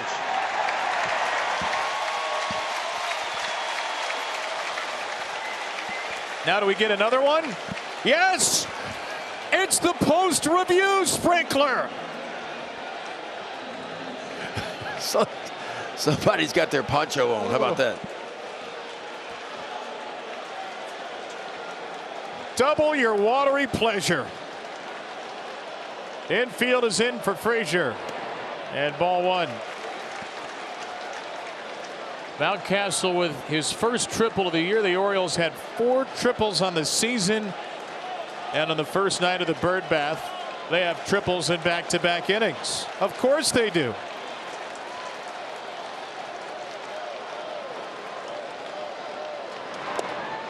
One and one to Frazier, another slider.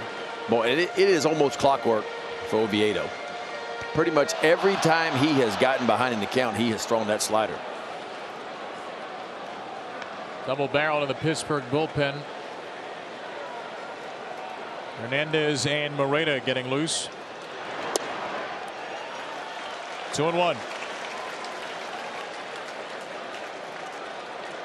And then Colon getting heated up along with CNL Perez, 2 left-handers. Let's see if Oviedo goes back to that slider in a 2-1 count.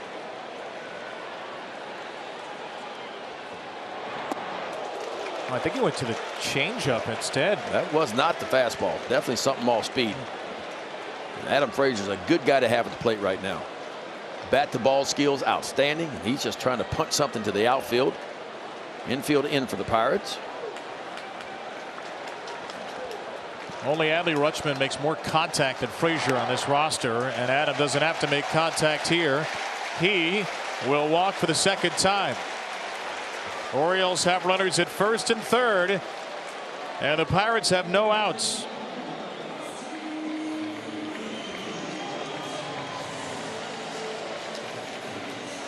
And that is going to be the end of the line for Oviedo.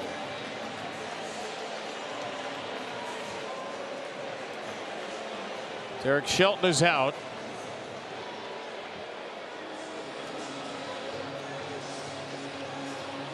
A first and third, nobody out situation. Austin Hayes coming up when we return.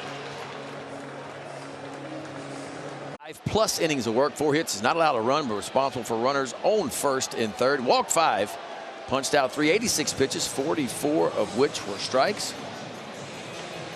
He'll give way to Dowry Moreta. Moreta making his 16th appearance of the year. He's been really good. 2.5 ERA, 2-to-1 strikeout to walk ratio, 25 punch outs in just 18 innings of work. Allowed 2 home runs. Opponents hitting 133 off the right-handing Moreta.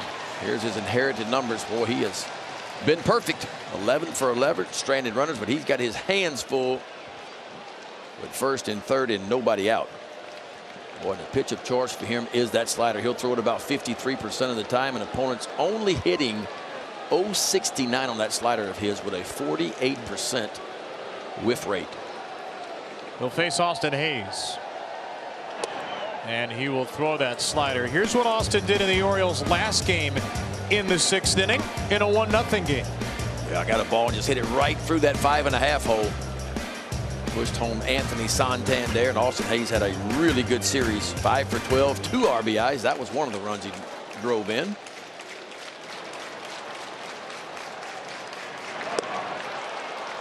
That ball absolutely dive bombs from Moretta. Yeah, that's not your typical slider, and it's certainly not in that slider sweeper world that we're in there, where it sweeps hard right to left. That thing almost has straight downward action to it. I was going to say, it looks like a splitter, but it's known as a slider. He can throw it a couple of different ways. Well, all 3 of his pitches are above average. I mean, 069 on the fastball, on the slider, only 190 on the fastball. Opponent's hitting only 200 on that changeup. 0-2. And Hayes is punched out looking. He disagrees with James Hoy. As he should disagree. I mean, this ball is not a strike, folks. I mean, that's about a ball and a half, maybe 2 balls off the outside part of the plate. And Austin Hayes should be upset about this.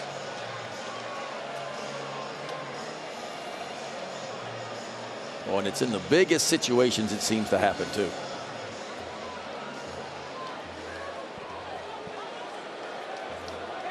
Wow. So, Gunnar Henderson. There's a pause by James Hoy, pointed with his eyes to Henderson, maybe just to allow Henderson to be ready before Moretta was set to throw. Pitcher and batter both good to go. First and third, 1 out, 1-0 Pittsburgh in the 6th. And Henderson takes a changeup for a strike.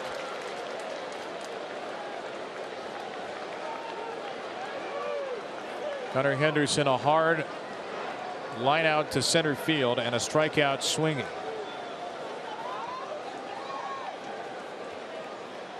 Mountcastle and Frazier, the base runners. 0-2. Dauri Moretta was a member of the Cincinnati Reds last year, one of the worst pitching staffs in baseball. And the Reds traded him for infielder Kevin Newman. What a deal that was for the Pirates.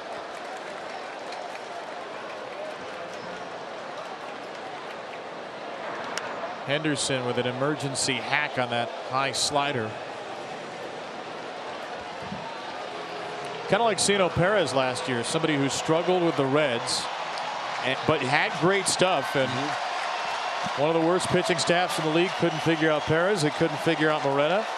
They let them both go. Another 0-2. In the dirt. Oh, it's a late decision. Mountcastle's going to score. He held up about halfway between third and home, saw where the ball was, and decided to make a mad dash for the dish. And the Orioles have tied it on a wild pitch. What a read by Mountcastle. You can see Hedges blocks this ball up. He has no idea where it is, and Mountcastle realizes that and just beats it home. Adam Frazier gets himself in the scoring position as well. This ball actually hits off the top of the chest protector and hits Henderson and kicks towards the third base dugout, and that's why Austin Hedges had no idea where it was. We got a tie ball game. And Frazier went to second too, as Henderson hits a ground ball to the right side. Frazier to third on the second out. You know, one of the little things that the Orioles have done well this season is take leads off of third. There's no publicly available metric at that, but you talk to folks around the Orioles and they'll tell you that they've looked into the value of even an extra foot from third base, allowing base runners to be more aggressive. We saw Adam Frazier walk off this season on a ball in the dirt because of an aggressive lead at third. Yeah, you don't have to be a fast base runner to be a good base runner. You just got to be and when you're at third base or on any base for that matter, you're reading the ball out of the pitcher's hand. You're tracking as it goes towards home plate. And when you see it low, you got to be aggressive and ready to move. That ball's drilled by Mateo, and Sawinski on the run is there. Sawinski takes away an extra base hit, but the Orioles tie it at the end of 6. Helping to make a difference. We take a look around the league here. The Rays and Yankees all tied up at 2. That game at the top of the 7th in the Bronx. Red Sox and Cardinals. Cards giving them a little bit of their run for their money back in Fenway. That game in the top of the 6th. Some delays for the White Sox as well, but what we want to see right here, guys, is what we just witnessed. The Orioles tying this one up, which means this is anybody's to break down at the end of this one, but hopefully we'll be bringing you an O's win. Stay tuned afterwards for the O's Extra Post-Game Show presented by PNC. And Ben, I heard that if you're not doing a great job tonight, Kevin actually gets to relegate you to be Mr. Splash. You're going to be the chief hydration officer, so have some fun with that. That wouldn't be a relegation, Mel. That'd be a promotion. I think I might enjoy that. Hey, here's the line for Kyle Bradish, who did his part tonight. 1 run unearned in 6 really good innings. Yeah, and a high percentage of strikes, too. 61 pitches, 89 were strikes. And it's time for Danny Coulombe now. Danny has been outstanding this year, making his 17th appearance, 2.80 ERA, 12 2/3, 18 punch-outs, only 3 walks. 2-0 for Jack Sawinski. That's what Danny Coulombe likes to do. See that slider 54%, 55% of the time. And the sweeper behind that. 2 different breaking balls, 4-seamer, occasional sinker, knuckle curve, a little bit of everything from the left side. Henderson, no play. Yeah, remember Danny, his last outing against the Rays, game 3 of that series.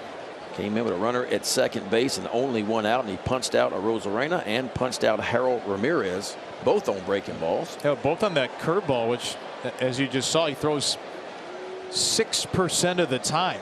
He may not have thrown 2 nastier curveballs all year than the 2 to Arozarena and Ramirez. That's golfed into right center. Mullins charging. Yes. Mullins lays out for a brilliant play. The closing speed of Cedric Mullins is something else to watch, especially from up here. When these balls go up, you don't think he has a chance of getting to them. And boy, it just feels like the last 4 or 5 steps, he closes better than anybody in the game. Straight away center field, this ball hit off the end of the back, so he's got to come towards right center field and up and lays out at the last second and scoops this ball right off the ground. Outstanding effort again. And you know Big Danny appreciates that. Cedric will tell you that he doesn't like to dive, and he doesn't often because he gets to so many balls on his feet. So when he has to dive, you know it's a special catch. Connor Joe takes a couple of strikes. Boy, that's some play. I mean, when is this guy going to win a Gold Glove? Oh. I mean, should have won one last year, didn't. He was in the running for one.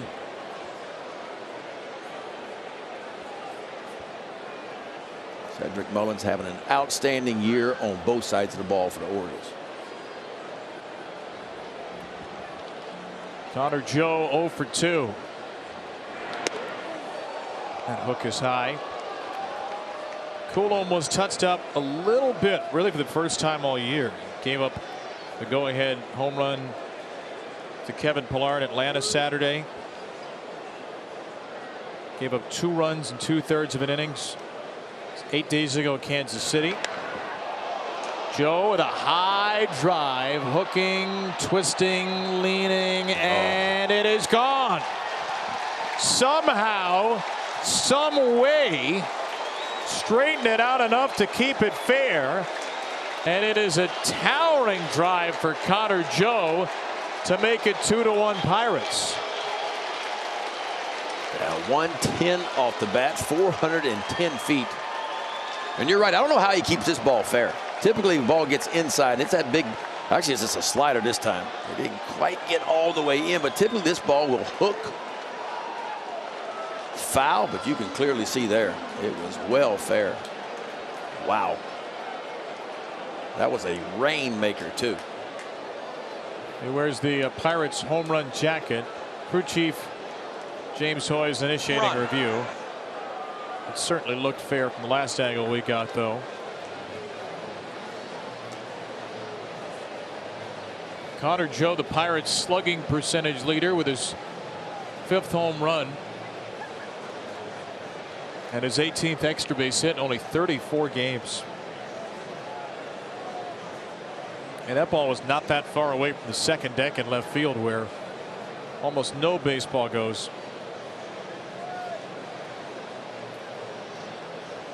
See, that look there makes it a little more interesting.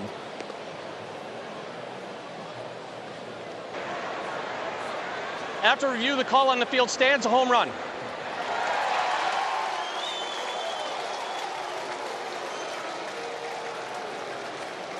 So Connor Joe with his 5th long ball of the year. It's 13th RBI. And the Pirates back on top. The struggling Pittsburgh offense did not have an earned run in the game. Connor Joe earns one for them, and out comes Chris Holt.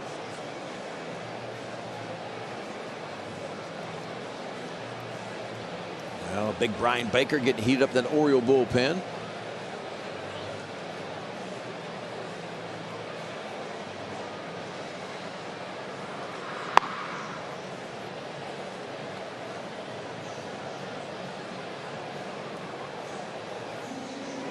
Two more lefties were due up, but Pittsburgh's going to use a pinch hitter here. Tucupita Marcano will be replaced. Rodolfo Castro, the switch hitter, takes his place. Strike one on a big slider. Castro's been the primary shortstop after O'Neill Cruz's ankle injury, and he's played very well. 798 OPS.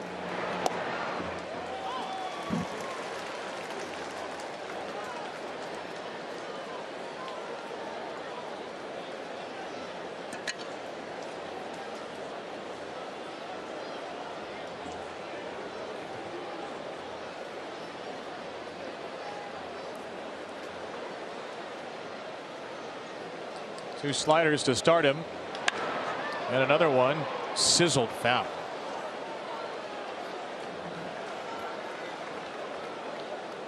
Now, first 13 appearances of the year, Coulombe was allowing the softest average contact in baseball, no barrel balls. And the last 4, luck has started to turn in the other direction. Giving up a couple of home runs now. Castro held up. Yeah, Coulombe goes with that big overhand hook, and I think he held up.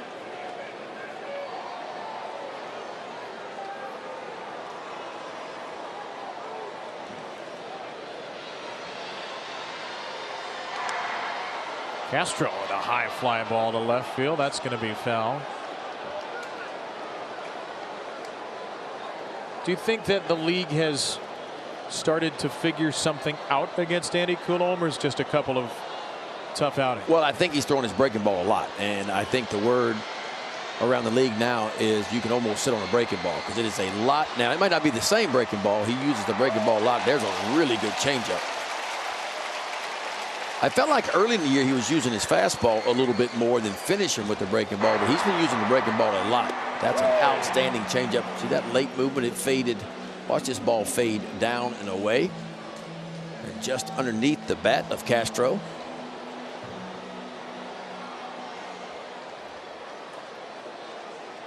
Seven strikeout for Oriole pitching tonight. And here is Bay.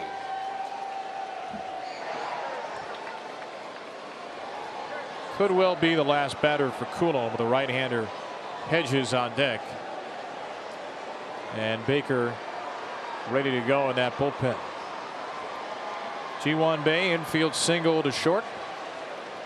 And a line out to short. Orioles will have Stowers, Mullins, and Rutschman due up in the 7th inning. Pittsburgh's only lefty in the bullpen, Jose Hernandez, still out there on the mound. So it may be Hernandez for a left switch hitter group. Orioles have Ryan McKenna and James McCann, two right-handers on the bench.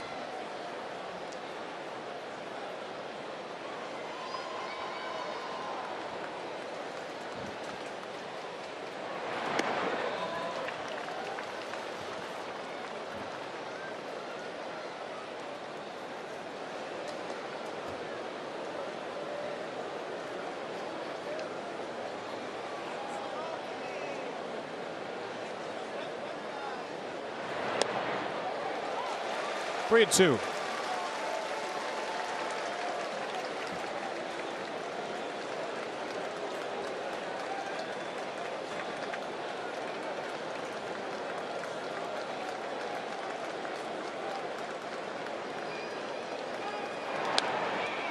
All the way.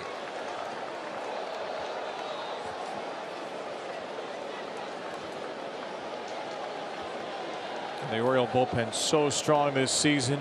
Fifth best in baseball, 3.12 ERA. But a little crack in the armor tonight. Bay is proving to be a tough customer here. Yeah, since May 6th, the Orioles overall have the best ERA in baseball. That's starters and relievers. 2.33 ERA since May the 6th.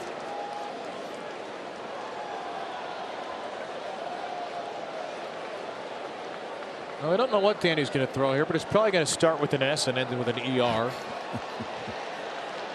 Maybe the submariner, the super soaker. He's got them all. The satchel pager. Right field and a base hit for Bay. Well, that's a nice hit bat. Bay just 23 years old.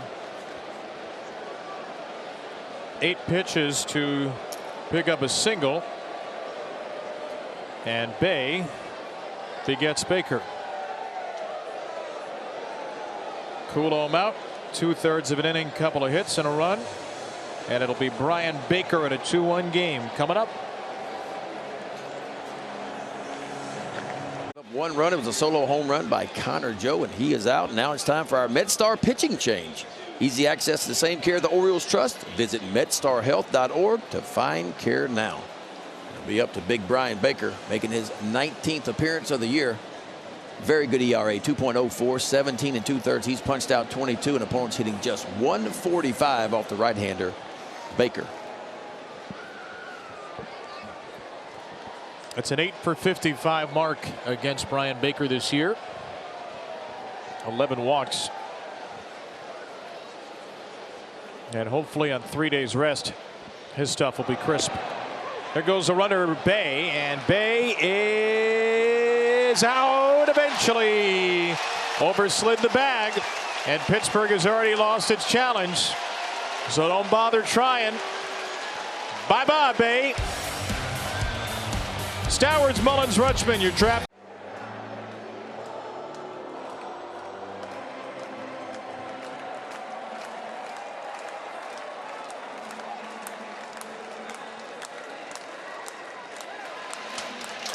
Live odds for our over-under total runs brought to you by DraftKings. Number is 5.5, and the under is the favorite in this 2-1 game going to the bottom of the 7th. Download the DraftKings Sportsbook app. Use the code DIAMOND. New customers can bet $5, get $150 in bonus bets if your pregame money line bet wins. Back here in the booth with you, Kevin and Ben. It's been a great Friday night. Nearly 26,000. The bird bath has sold out. Yeah. We've gotten to see a couple of triples. And now, hopefully, they'll get to see an Orioles comeback. The Orioles have been really good in this department, coming back. Typically, the 7th, 8th, and 9th of the Orioles' time, but they need to make some waves with runners in scoring position. 0 for 9 tonight. I see what you did there. Make some waves. I was hoping you would catch that. That one was just for you. Yeah. You caught it too. I can catch a wave. Yeah, 0 for 9, only one hit with runner in score position in the Tampa Bay series, which they won, but at some point the breakthrough is going to have to come. Yeah, I mean, look, Orioles have been pretty good, and runners in score position. It's been a big turnaround from what it was last year, but as of late, it's been really difficult. And there's Jose Hernandez making his 15th appearance of the year. He's been really good as well. 2.25 ERA, outstanding strikeout to walk ratio, and opponents are hitting just 220 off the left-hander, Hernandez. James McCann has grabbed the bat, and McCann is going to pinch hit here for Kyle Stowers. So it'll be McCann, Mullins, and Rutschman. James McCann, very good against lefties, and he will take a strike on a changeup. Now, Ryan McKenna would ordinarily be the choice here. You wouldn't want to burn your backup catcher in the 7th inning. McCann to the new shortstop Rodolfo Castro, and Castro into the game, lobbed one that had to be dug out by Santana. The MLB Ballpark app will complete your next visit to Oriole Park at Camden Yards. Buy and manage game tickets, redeem offers, access exclusive content, and much more. Download the MLB Ballpark app today. Just to finish the thought, Terrin Vavras here, he's the emergency catcher. Mullins, right field, base hit, extra base hit coming. He's already got one triple in the game, and this time he'll hold at second with a double, and Cedric will start the sprinkler in the dugout and in the bird bath. Boy, Cedric Mullins, huh? 3 for 4 night, a triple, a single, and now a double. Just a line drive right past Santana over at first base. Down in the corner it goes, and Cedric, and another opportunity for the Orioles here. Runners in scoring position. At some point, the Orioles are going to break through on this one. His second 3-hit game of the year to go along with a brilliant catch in center field. Adley Rutschman, the go-ahead run. And Rutschman takes one down and in. He has reached base twice tonight. 5 hits, 5 walks for the Orioles. Stuffed with base runners tonight. It's a good changeup, and Hernandez has one of those.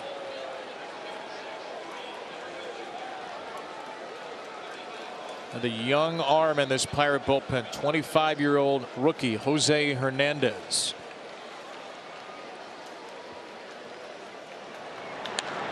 Rutschman left field. That is a fair ball. Here comes Mullins to score. Adley digging for second. Party on, Birdbath. Back-to-back doubles. The Orioles have tied it.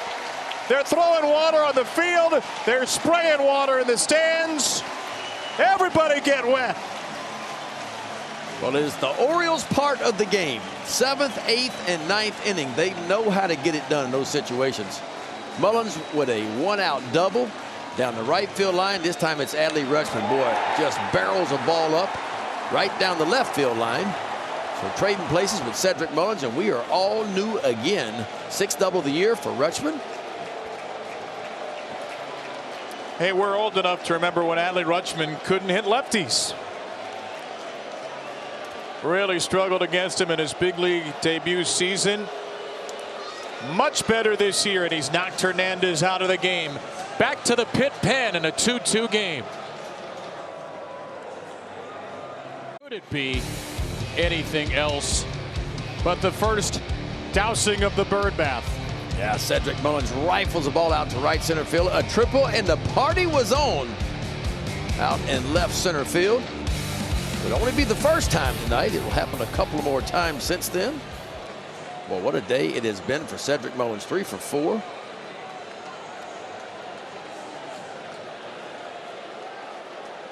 Orioles have tied it again.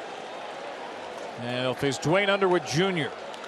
Anthony Santander fouls one back against the 3rd Pittsburgh reliever of the game, the right-hander Underwood Jr. Yeah, making his 16th appearance. He's been busy. 4.32 ERA, 10 strikeouts, 6 walks, and 16 2/3. Opponents hitting .274 off the right-hander Underwood. And that was a disappearing fastball. Santander was under it. Small sample size, but 4 out of 5 inherited runners have scored against him. He uncorks an absolutely nasty changeup. He certainly looked like a pitcher with a lot more strikeouts than you would think in that sequence. Yeah, I don't know if he's thrown a better one than this all year long. Watch where this one starts and where it ends up. You talk about vertical, just straight down with that changeup. Underwood Jr. on the year. Sinking fastball about 26% of the time. Changeup 26% of the time. Got a cutter, curveball, an occasional four-seam fastball. Ryan Mountcastle to the middle and sneaks through. Mountcastle, Blake Rutschman. Orioles take the lead for the first time tonight. There's your two big knocks. Been waiting on these big base hits from the Orioles. They put themselves in position many times tonight. And all of a sudden here in the 7th inning, you get two base hits with runners in scoring position. Ground ball up the middle, and Castro can't come up with it. And there is Rutschman coming home. Orioles have taken the lead now 3-2 here in the bottom of the 7th. And another inherited runner scores against Underwood. Adam Frazier on the ground to second. The inning is over. The damage is done. The Orioles give up a tie, then take the lead in a crazy 7th. This is the DoD veterans and their families. Our members are the mission, insured by NCUA. Well, the Orioles have the lead for the first time tonight.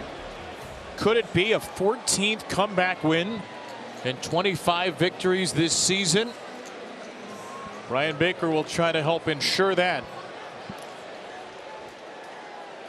He'll face a pinch hitter, Miguel Andujar, batting for the catcher, Austin Hedges. Very good career against the Orioles for the longtime Yankee. And Andujar takes a slider off the plate. Interestingly, Taron Vavra has come into play right field.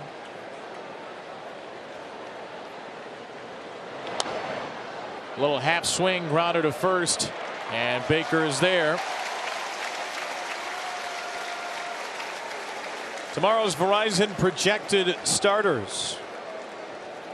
For Pittsburgh, it's Ronci Contreras, the right-handed pitcher. Tyler Wells for the Orioles, 169 opposing average, second best in the American League, and coming off a nice Sunday in Atlanta. Tyler Wells is quietly doing what he did in the first half of the season last year for Orioles. Becoming the Oriole ace is what he's doing.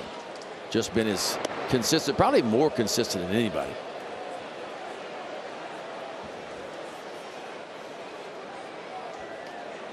There's Brandon Hyde, who would very much like this game to end soon. Not just because he wants the Orioles to win, but because Brandon's got a bit of a drive ahead of him tonight. He's going to be driving up to Syracuse, New York after the game. His oldest daughter, Ari, will be graduating from SU tomorrow. A fine institution if there ever was one. There's Brandon pregame, rocking the best possible Syracuse script sweatshirt. He's a man of orange, Brandon Hyde, and we appreciate that. About a 5-hour drive after the game. He's going to hop on a flight Sunday morning. And make it back in time? Make it back in time for the game. That's the plan. And Freddie Gonzalez will be the manager tomorrow, huh? Now that is some real Father of the Year dedication for Brandon, because commencement at Syracuse tomorrow is at 8 a.m. which, having gone through it, I can assure you is as ridiculous as it sounds. 8 a.m. Let us sleep, please. 2-2. Got him. Fastball to Bird Hayes on the outside edge. Do it, Bake. Brian Baker, you give him a couple of days off, you're going to see that fastball tick up in the upper 90s. How about 97 down and away? No chance for Ke'Bryan Hayes. I mean, knocking a little paint right off the outside corner.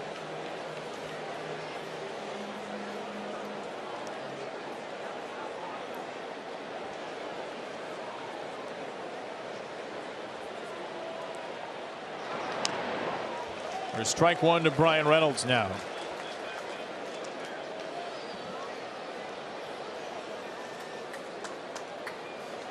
Reynolds, all-star a season ago. Maybe Pittsburgh's best all-around player. Leads them in hits, doubles, RBIs.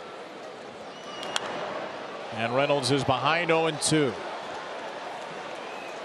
Well, you get really excited when Brian Baker gets to 2 strikes and 2 outs because you never know what might follow a punch out.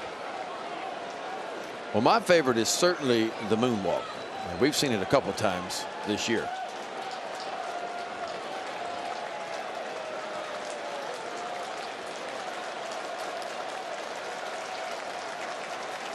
Oh, and 2.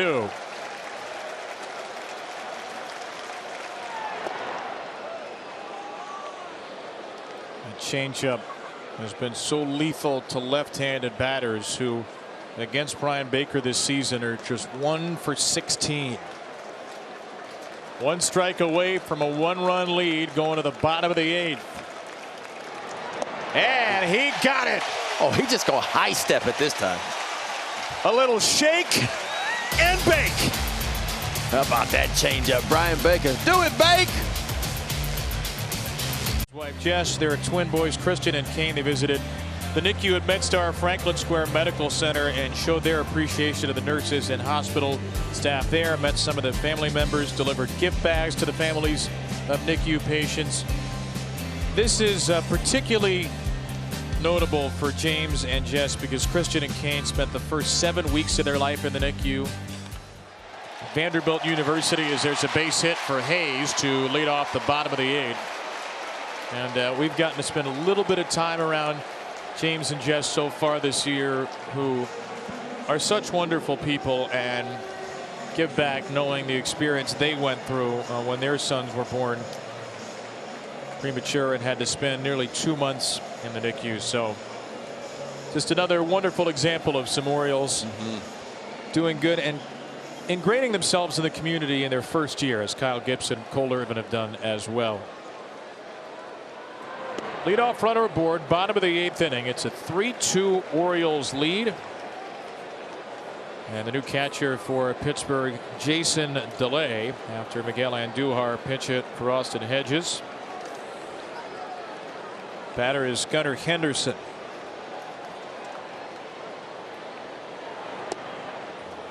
Henderson takes a cutter a little tight.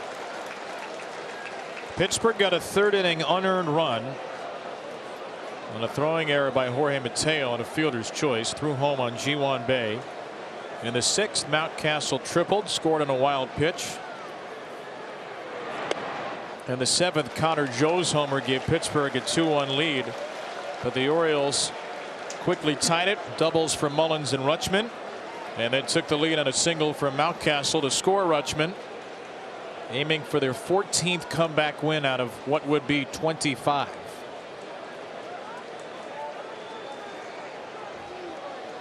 There is Felix Bautista getting heated up that Oriole bullpen.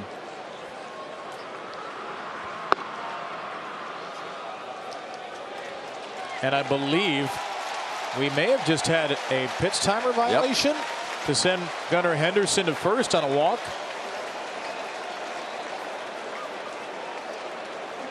That's the 2nd straight game the Orioles have had a batter walked on a timer violation ball 4. It happened for Ryan Mountcastle against Yanni Chirinos on Wednesday.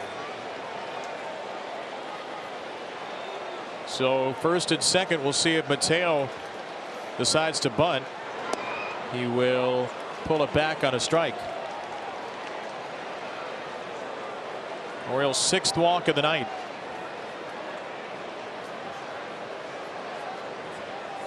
Early in the season, you'd say let Mateo swing. He's been scuffling a little bit of late, though. And now he's going to have to swing.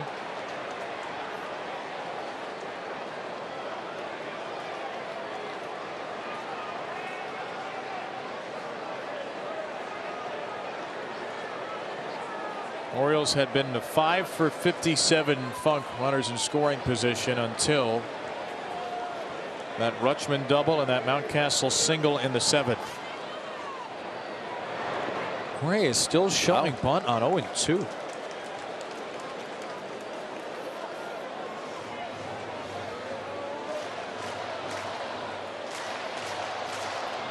Well, you don't have to be perfect with the bunt, even with 2 strikes. Just get it down, because Austin Hayes has above average speed out at second base. Now he's swinging away to second base, and the Pirates turn 2. 4-6-3, Hayes to third. Catch Orioles baseball anytime, anywhere on the all-new Masson app. Oh, I said the all-new. It's not all new. I used to say that all last year. It's the Masson app. Watch games live, receive expert analysis and player stats in the palm of your hand. Don't miss a pitch. Download the Masson app today. You probably have it by now because it's not all new, but if not, download it. Follow along with Rock, Steve, and the gang. Here's Terrin Vavra's first at-bat. A little bit interesting that Vavra came in to play right after James McCann pinch hit for Kyle Stowers rather than Ryan McKenna just pinch hitting and going into right field.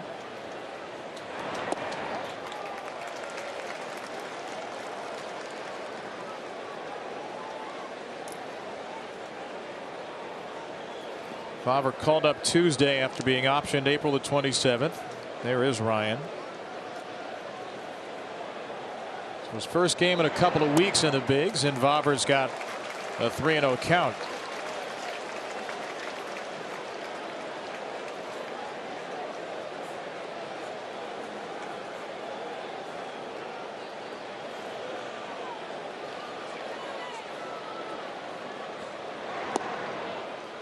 And if Terrin Vavra can reach base, we will officially be on cycle watch. Yes, we will. Got the hardest one out of the way, the triple in the 5th inning, did Mullins. All he needs is the homer.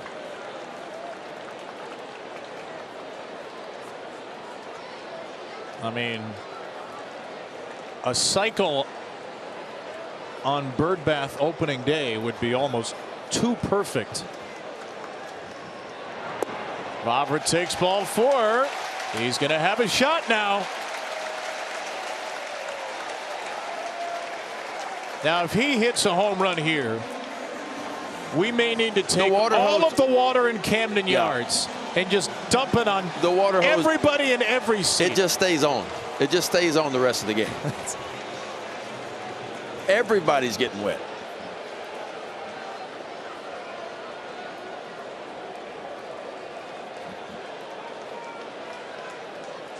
Mr. Splash. Is that a mouthpiece? Instant icon. By the way, if you want to go to the Birdbath tomorrow or Sunday, you better find a really good friend because tickets are sold out in the Birdbath all weekend. And tickets are going very fast for that Angels series, Monday through Thursday. They're only $20. And look, if Mullins hits a home run here, the Birdbath has already become a big deal nationally. It was on CNN. Put the Birdbath on the front page of every newspaper. I mean, we take a single too, but I'm just saying. First pitch is inside. Orioles' last cycle was a year ago. Austin Hayes, Cedric's best buddy on the team, did it against the Nats. And a good swing there on a high fastball. Trying to get some insurance for Felix Bautista in the ninth. What will be the heart of the Pittsburgh order to face him.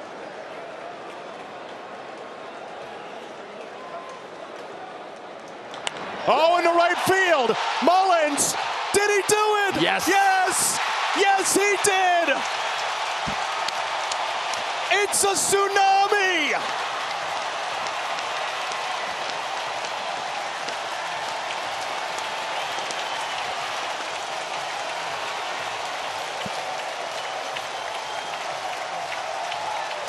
Cedric Mullins completes the cycle and sends Camden Yards into Waterworld.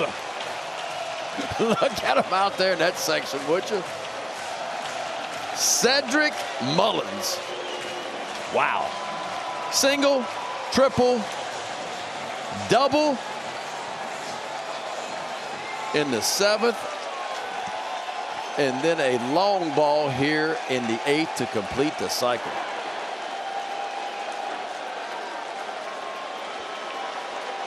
Austin Hayes, the last one to do it, June 22nd of 22 versus the Nats. Don't see Cedric Mullins smile very often, but he's going to smile after that one. The 7th cycle in the history of the Baltimore Orioles because of this swing by Cedric Mullins. Change up and working away from him, and he just goes out and just hooks this ball. And I mean, he hooked it right onto the flag court. Cedric's 5th long ball of the year, his 31st RBI. Rutschman grounds out to second. Who cares? We have seen history tonight. The 7th cycle in Orioles history. Cedric Mullins. A night for the ages here in Baltimore. Dugout hung back to let Cedric Mullins take the field to one of the loudest roars we've heard in this ballpark in a long time. We've seen more people in the park, about 26,000 tonight. I tell you what, it sounded like there were 46,000. And a tip of the cap for Cedric Mullins, who singled in the 3rd, tripled in the 5th, doubled in the 7th, and homered in the 8th. The 7th Baltimore Oriole to hit for the cycle in the history of the franchise, dating back to 1954. And oh, by the way, that means Felix Bautista could get the night off. Austin Voth will take the ninth.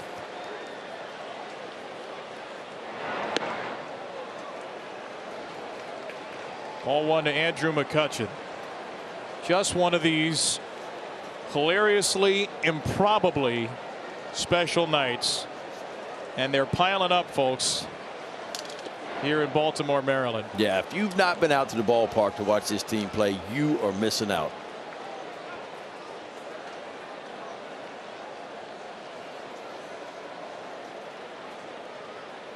Andrew McCutchen in the ninth for Pittsburgh.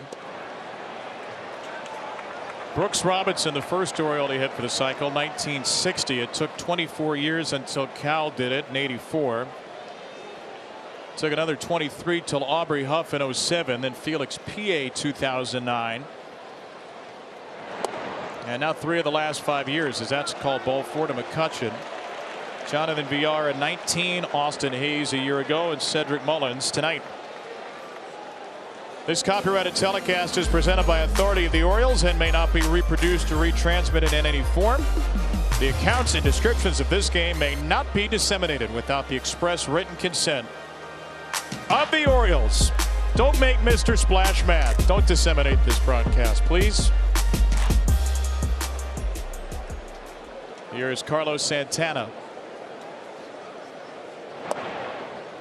You know, Cedric Mullins and Austin Hayes, Adler Richmond's going to go to the mound, are such good friends. They've been good friends since coming up together in the minor leagues. They play next to each other on the field all the time. Their lockers are next to each other. They are very competitive. They've talked about, you know, one hits a home run, the other wants to hit a home run. When one does something good, the other wants to do something good. So I don't know if Cedric was thinking over the last year, well, now he's got a cycle, I better get one. But the oh so friendly, oh so fiery competition between I don't know if he thought about that, but I have a feeling he thought about it when he stepped to the plate last inning. Because you know, as a hitter, single, double, triple out of the way, one swing away from history.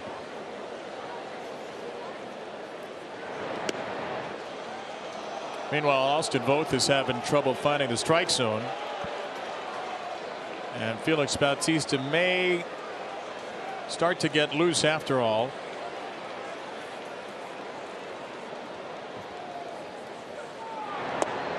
That's 7 in a row that have missed.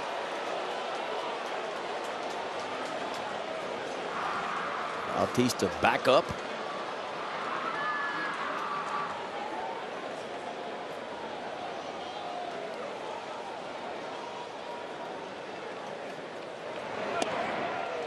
There's a strike.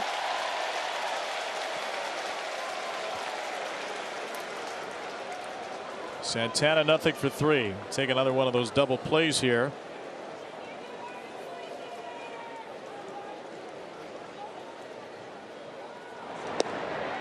Oh, thank you very much, Mr. Hoy. Well, James Hoy's been around, bouncing around a little bit. That one clearly a little off the outside part. But that's the one he's given. It's the ball on the outside part of the plate. A couple of up in the strike zone he's given.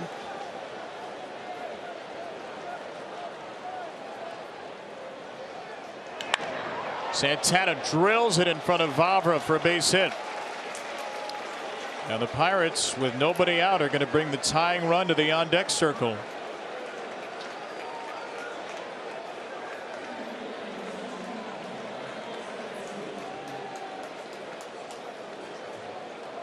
Brandon Hyde is trying not too hard to think about the 5-hour drive to Central New York right now. Voth has to face one more batter.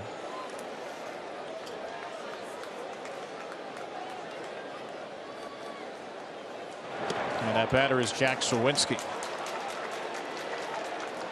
Barring a double play, you probably go to Bautista here no matter what, yes. Right? Yeah, Hyder doesn't normally mess around too much in these situations.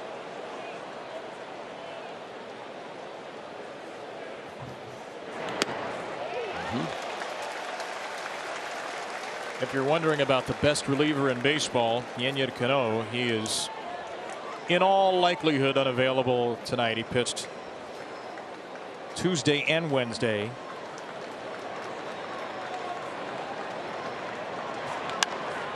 Hooked on the ground. Mountcastle can't get it. It's into right field. And the Pirates are going to bring the tying run to the plate. It just squeezed in between Mountcastle and Frazier somehow. And it is 6-3. Sawinski with his second hit. And here comes Brandon Hyde. Yeah, and it looked like Mountcastle was going to catch it. He misses it. I think he got in the way of Frazier just a little bit. So you see Frazier's got the ball. It's just underneath his glove. And I'm not sure Mountcastle crossing over in front of him didn't hurt Frazier. But regardless, it is a base hit. We got a totally different game here, first and third. Orioles up 6-3.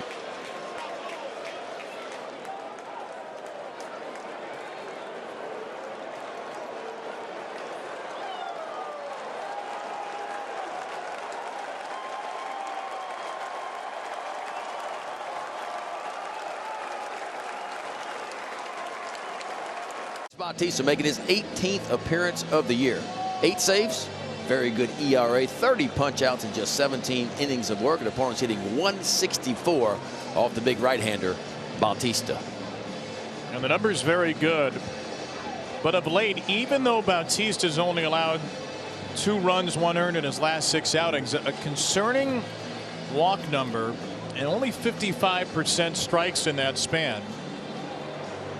So Bautista's going to come in with a couple of inherited runners and a tying run at the plate. And as you look at those numbers, Ben, what has stood out to you about Felix Bautista's recent 6 outings? Well, just the command hadn't been as good. I mean, his strikeouts are where they are. He's not giving up many hits, obviously, but he's putting runners on base. And if you'll go back and look at it, his body's been a little bit out of whack for me. His body's been out in front of his arm a little bit, so a lot of the fastballs have been up above the zone. He's been missing up a lot. We'll see if he can make some adjustments. And he needs to be spot on here with first and third and nobody out.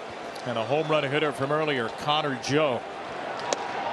And Bautista starts him with a strike. A high fastball to Joe. The Pirate leader in slugging percentage, who cranked a home run deep to left back in the 7th.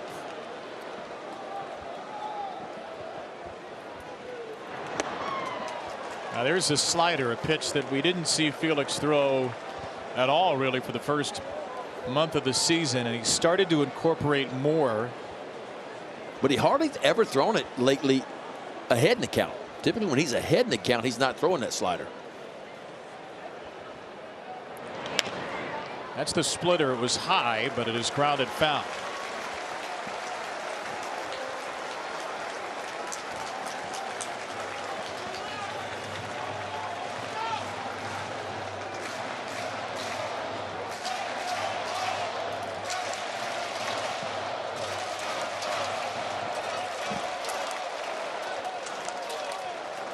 Will it be the splitter with 2 strikes?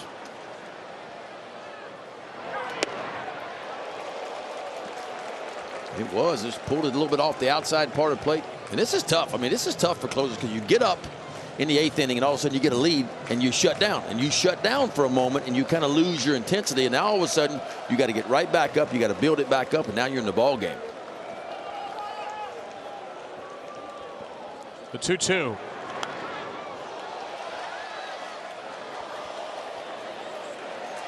And the same thing for Austin Voth. Austin Voth had no idea he was going to be in the ball game till the last moment, right? And all of a sudden you get the 3-run homer by Mullins. Voth's out. And he's in the game and Bautista's down.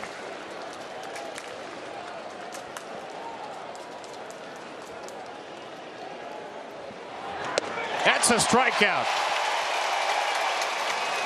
A jolt to Joe at 98. 1 down in the 9th. That was just good old-fashioned country hardball. My best against yours, and it's 98 right to the top of the zone. And Connor Joe goes down. No chance of him catching up with this at 98. Strikeout number 31 for Bautista. 75 batters faced. And he has struck out 41% of the batters he's faced this season. Rodolfo Castro with 2 on and 1 out. Ooh. And a high strike is called to Castro. Up and in. Yep. Boy, you got to like that. Unless you're standing in the batter's box. Yeah, depending on what side you're on. Here at the Pittsburgh dugout, you sure don't gotta like that. There's the splitter. It's beaten into the ground. Yeah, that's not the good splitter either. That one's just kind of floating. Matter of fact, the last 2 have just kind of floated in there.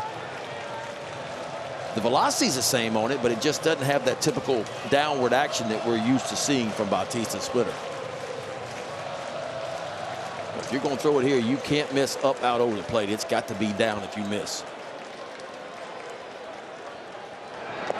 Like that? Just like that. Back-to-back Ks for Bautista, and the Orioles are 1 out away from ending this thing. And that's the good one there. And I tell you what, Castro just got his feelings hurt. Good luck with that one. Might need a boat paddle to get to this one. I think I know where to find a boat paddle. It's in section 86. It is up to Ji-hwan Bae. 2 on, 2 out. Bae takes another high strike. James Hoy has loosened the zone at a very fortunate time for the Orioles. Pirates are not happy about it, but Bautista will take it. When he gets ahead, he can go to work on you. That's 99. And that's the penultimate strike, perhaps, of the game.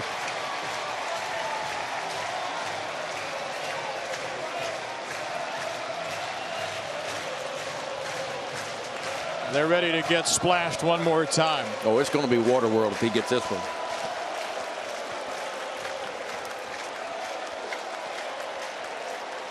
Oh, and 2. 2 out, 2 on, 9th inning. Wow, Joe stays alive at 100. How did he get to that ball, too? I mean, that ball's not even a strike, down and in. It almost like he moves his feet at the same time he swings. And if he can get to that one, I don't think he can get to the splitter if he throws one that's down. Ji-hwan Bae keeping the game alive for the moment. Bautista trying to end it right here, right now. Strike 3 swinging. And the Orioles bathe in the glory of victory. A comeback win and a Cedric Mullins cycle on an unforgettable night in Baltimore, Maryland. 6-3 the final. The Orioles win it to start this series with the Pirates. Boy, and that's the sharpest the mountain has been in a while. He looked really good. Up to 99, 100 miles an hour once. Do a couple of really good splitters. And there's your guy right there. Never fear The mountain is here.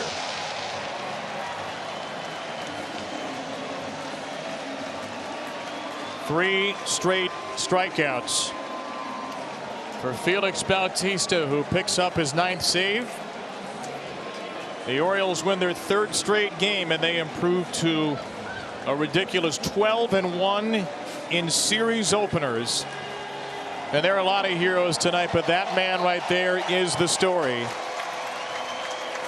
The Orioles didn't have an extra base hit for 4 2/3 innings. We were beginning to worry if the folks in the bird bath would ever get to experience what they paid for.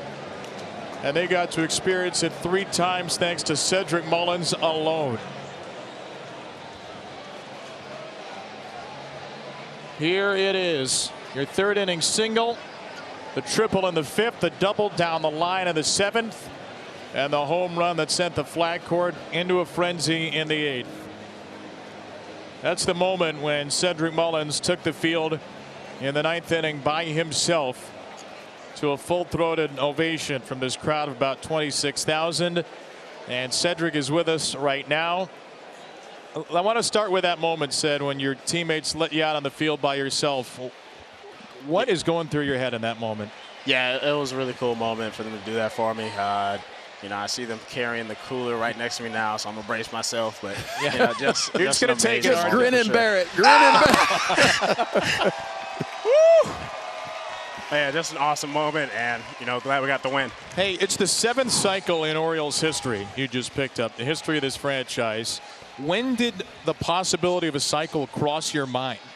I mean, it always is anticipated after you get everything else but the last thing you need, and for me, it was the home run, and you know, just trying to stick to my approach. I know we were up by 1, trying to put some more runs on the board, and was able to come through. Said, I mean, this team continues to come back late in ball. What is it about the 7th, 8th, and 9th innings for you guys? Just continuing to stay focused throughout the game. You know, it's a great group of guys in the lineup, 1 through 9, battling continuously and sticking with our plan. Do you realize you said 3 extra base hits on the first night of the bird bath, Sid? Yeah, I finally got to see it after Mounty's triple, so that was pretty fun to see. Hey, first cycle for the Orioles since your good friend Austin Hayes did it a year ago. I know you two are very competitive. How does it feel to be even with him in the cycle department? He congratulated me right away. He was proud of both of us in that moment, and you know, I can't wait to get in the clubhouse and share it with everybody. That was awesome, Sid. Sid, how about your starters? One quick one left. How about your starting pitchers? Last 7 starters for you guys have really turned it up when you guys needed it the most. Yeah, they've done amazing, and especially on the back end as well. They've just keeping us in the game, you know, creating opportunities for us on offense to come through and give them the lead. And, you know, our starting pitching has been doing that, and just a matter of keeping it going. Sid, I have a feeling you're about to get as wet as the folks in the bird bath did in the locker room. Go enjoy it, man. Congratulations. I appreciate it. Thank you. Cedric Mullins, the 7th cycle in Orioles history. You couldn't have written a script like this. Mr. Splash has a few drops left, and Melanie Newman will send it to you for O's Extra. Kevin, this is going to be such a fun one that we take a look back on here. Again, the 7th Orioles hit for the cycle, and it's none other than Cedric Mullins. We'll hear from manager Brandon Hyde, look at Kyle Bradish start, and so much more. Don't go anywhere. O's Extra Postgame presented by PNC is rolling your way.